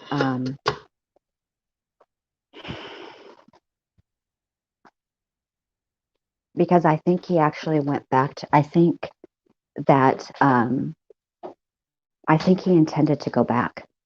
I don't think he thought that on July 8th, wasn't that the day that he was arrested? No, that can't be right. Yeah, that is right. Because he reported them missing. Monday was the Yeah, I 5th. think it He was July. reported them missing that Wednesday, which was the 7th. And Thursday, the 8th, he was arrested. And the thing is he was never really alone after he reported the parents missing, because remember, he went around and canvassed the whole neighborhood asking about their Ring doorbell cameras, if they had any, and if they could check their footage. And I have a feeling that he was doing that for two reasons. One, it was his way of keeping tabs on the investigation. But you see how most of the neighbors were just willing to say, oh, yeah, I do have a ring, and sure, I'll look on it. So now he's keeping a mental tally of who has the cameras. If the cameras are placed in such a way that they can see his home, right? And then it was his way of keeping tabs on that part of the investigation. So then he knows not only are the cops watching him, but the Ring and the security cameras are watching him as well. That's why he went to those neighbors. To make it appear as if he was, trying to do whatever he could to find his parents. But the truth of the matter is he was looking for an out. He was hoping that the ones that were in close proximity would say, well, yes, we have cameras, but they don't capture anything on your side of the street. And that would have been his opportunity.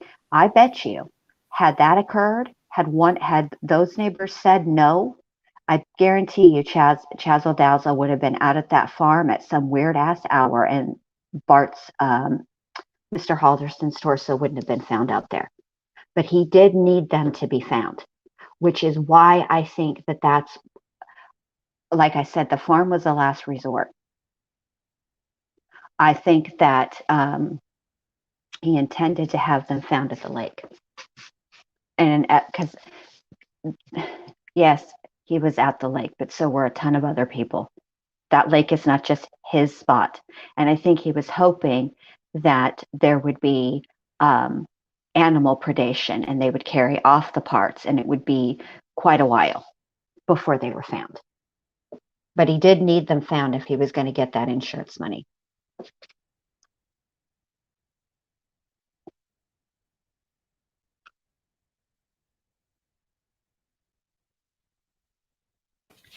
Yeah, I don't know. I want to check into the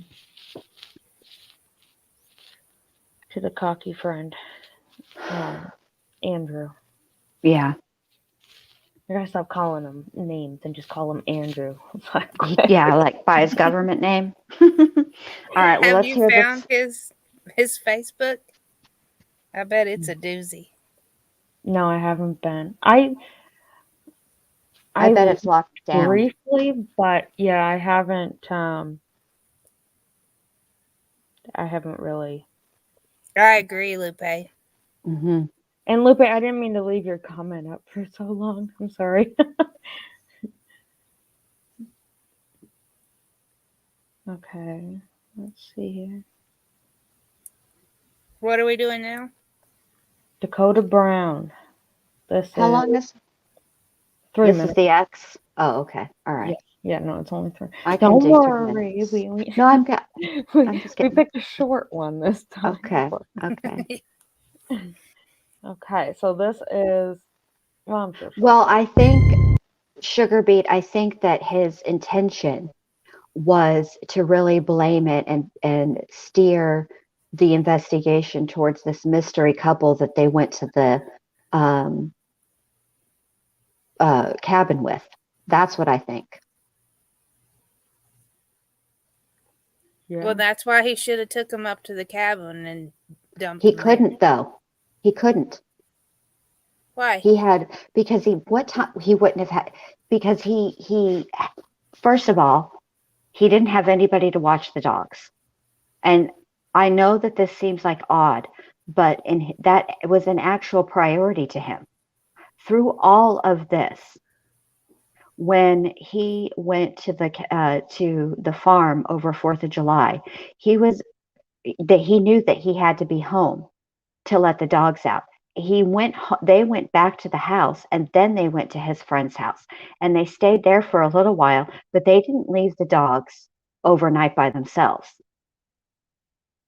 Right. And he also said at the fireworks, he heard a firework go off near his house and knew he had to get home because the dogs would be scared. Exactly. So there was But how far away? It was only, what, 2 hours to the cabin? no, it was like it was longer than that. Oh, okay. Like 3 or 4 hours. But that's the thing is that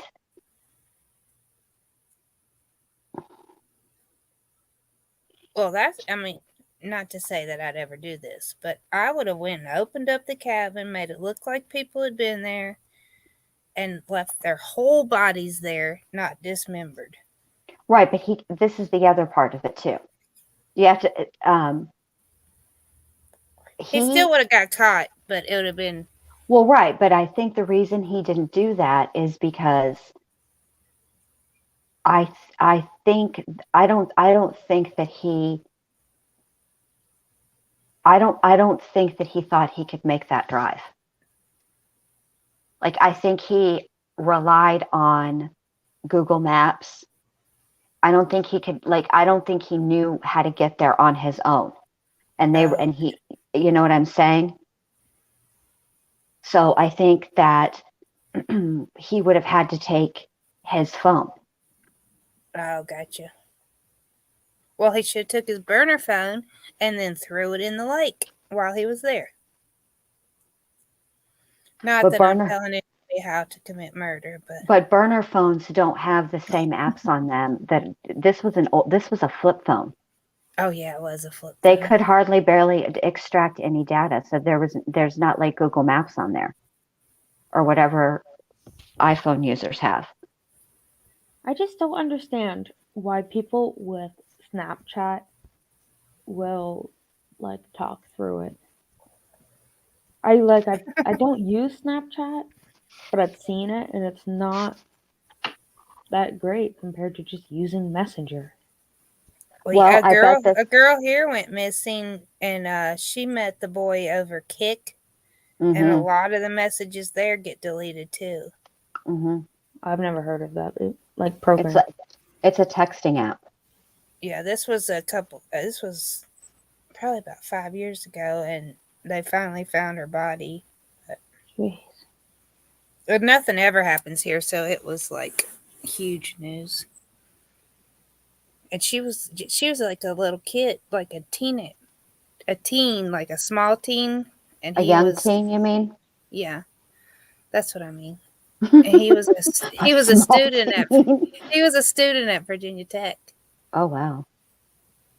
I mean, yeah, I think that I do not think that what took place that Friday was planned out. That case.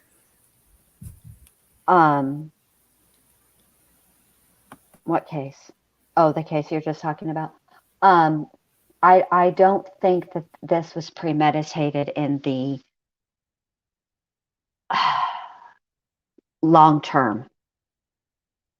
I think that this was all coming to a head. Yeah. I think And he thought about it. I agree. I think his dad probably questioned him, Got backed into a corner. and he had got that gun like not long before, and it just was like, I can't do this anymore. there was some type of an exchange that happened. But that is one thing. But the truth is, he went an extra step, which makes this particularly devious, because he knows what time his mom comes home, and he needed to buy himself some time, so he sent her a text and asked her to pick up soda, keeping her away from the house so that he did? Yes, so that he could be ready. Oh my God. Mm-hmm. Yeah, he was sick. So And he then, killed his dad and then texted his mom to get soda? Mm-hmm. Yeah. He's craving a soda. He hasn't had any for a while. Mm-hmm. God. And then proceeds to, her phone has no activity from the first on. Okay. And the only activity it suddenly had was the text message sent from her phone to Chaz saying that they made it. You know, that text? Mm-hmm. He turned it on and it connected to the house. Oh, big Is dumb. that all today? Mm-hmm. Okay, so let's wait and we'll talk about that tomorrow. Let's do the ex-girlfriend. Oh, okay. Okay.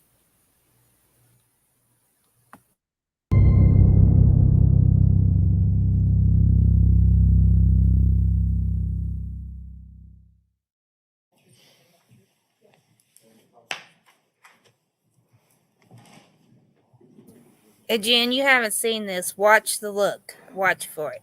Okay. Good afternoon.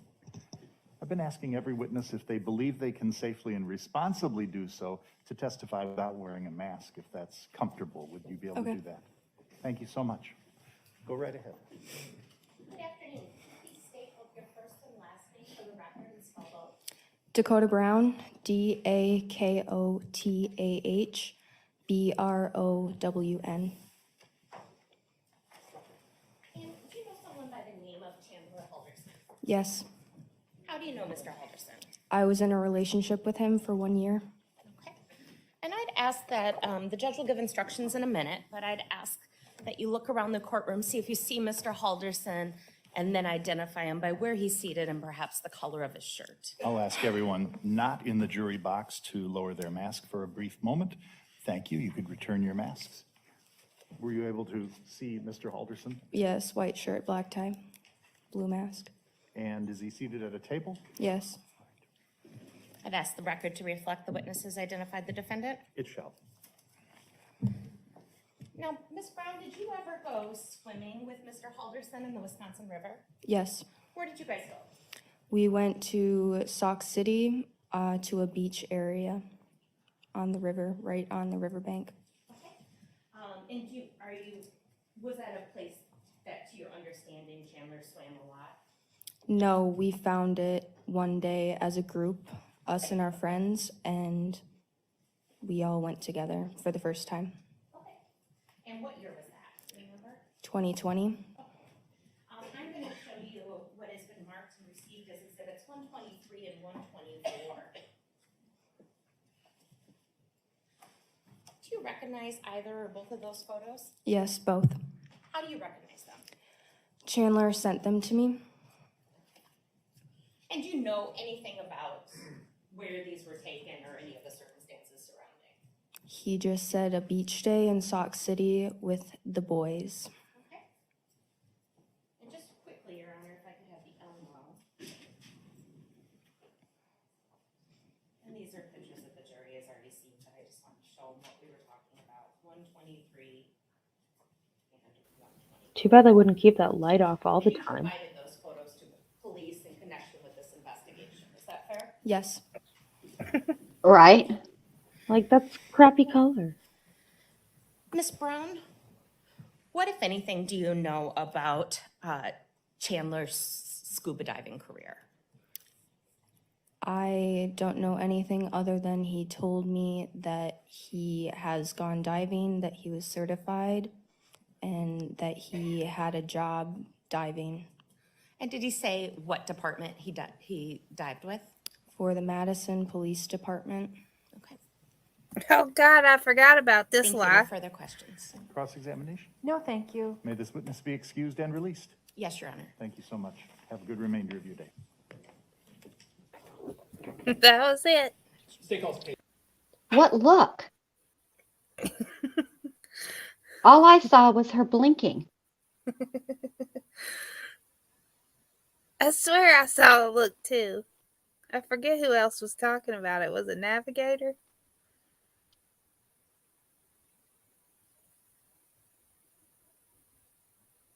I mean, I didn't even really see her give him much of a look, even when she was told to look at him. She just looks extremely uncomfortable up there. Wait, I missed it. I just guess I just didn't see it. That one right there?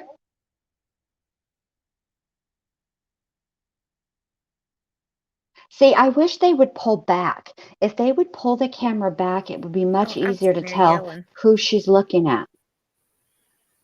That one?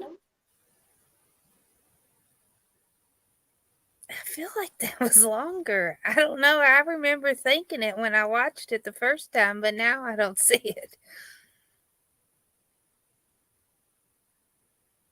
This is why I don't like when they do that. I wish they'd pull like I said, pull the camera back so you can tell who she's looking at. Because I very distinctly remember when it was going to be, when Gypsy Blanchard was going to be called to the stand. Oh, And yeah, it was widescreen. they sure did. And that was the same channel. So what happened? Yeah, I don't see it. I don't see it on this one either. But I know when I was watching it at work, I was like, oh, no, she didn't. I mean, I believe you. I'm sure she did. I just didn't catch it. Well, Oh, well. I guess we should end it, and we'll come back tomorrow and have some more testimony. Okay, she Oh, said it's just at the end, Allie, when she's dismissed. All right.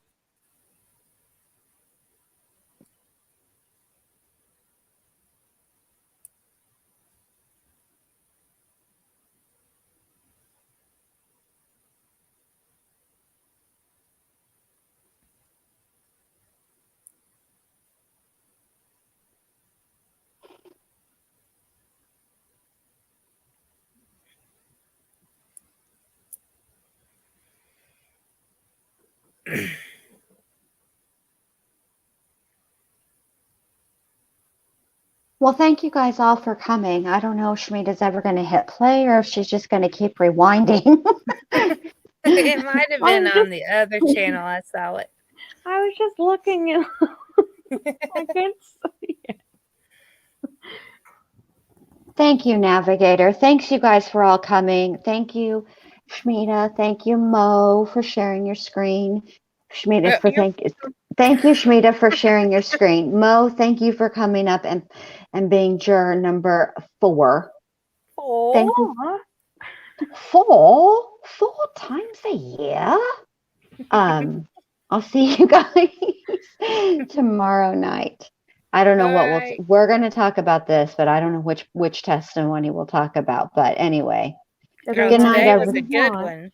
It was. We have more stuff from today too that I want to go over, but like that phone call, we're going to talk about it. Oh, all right, you guys. I will see you all tomorrow night. Thanks for coming. Thank you. Bye. Bye.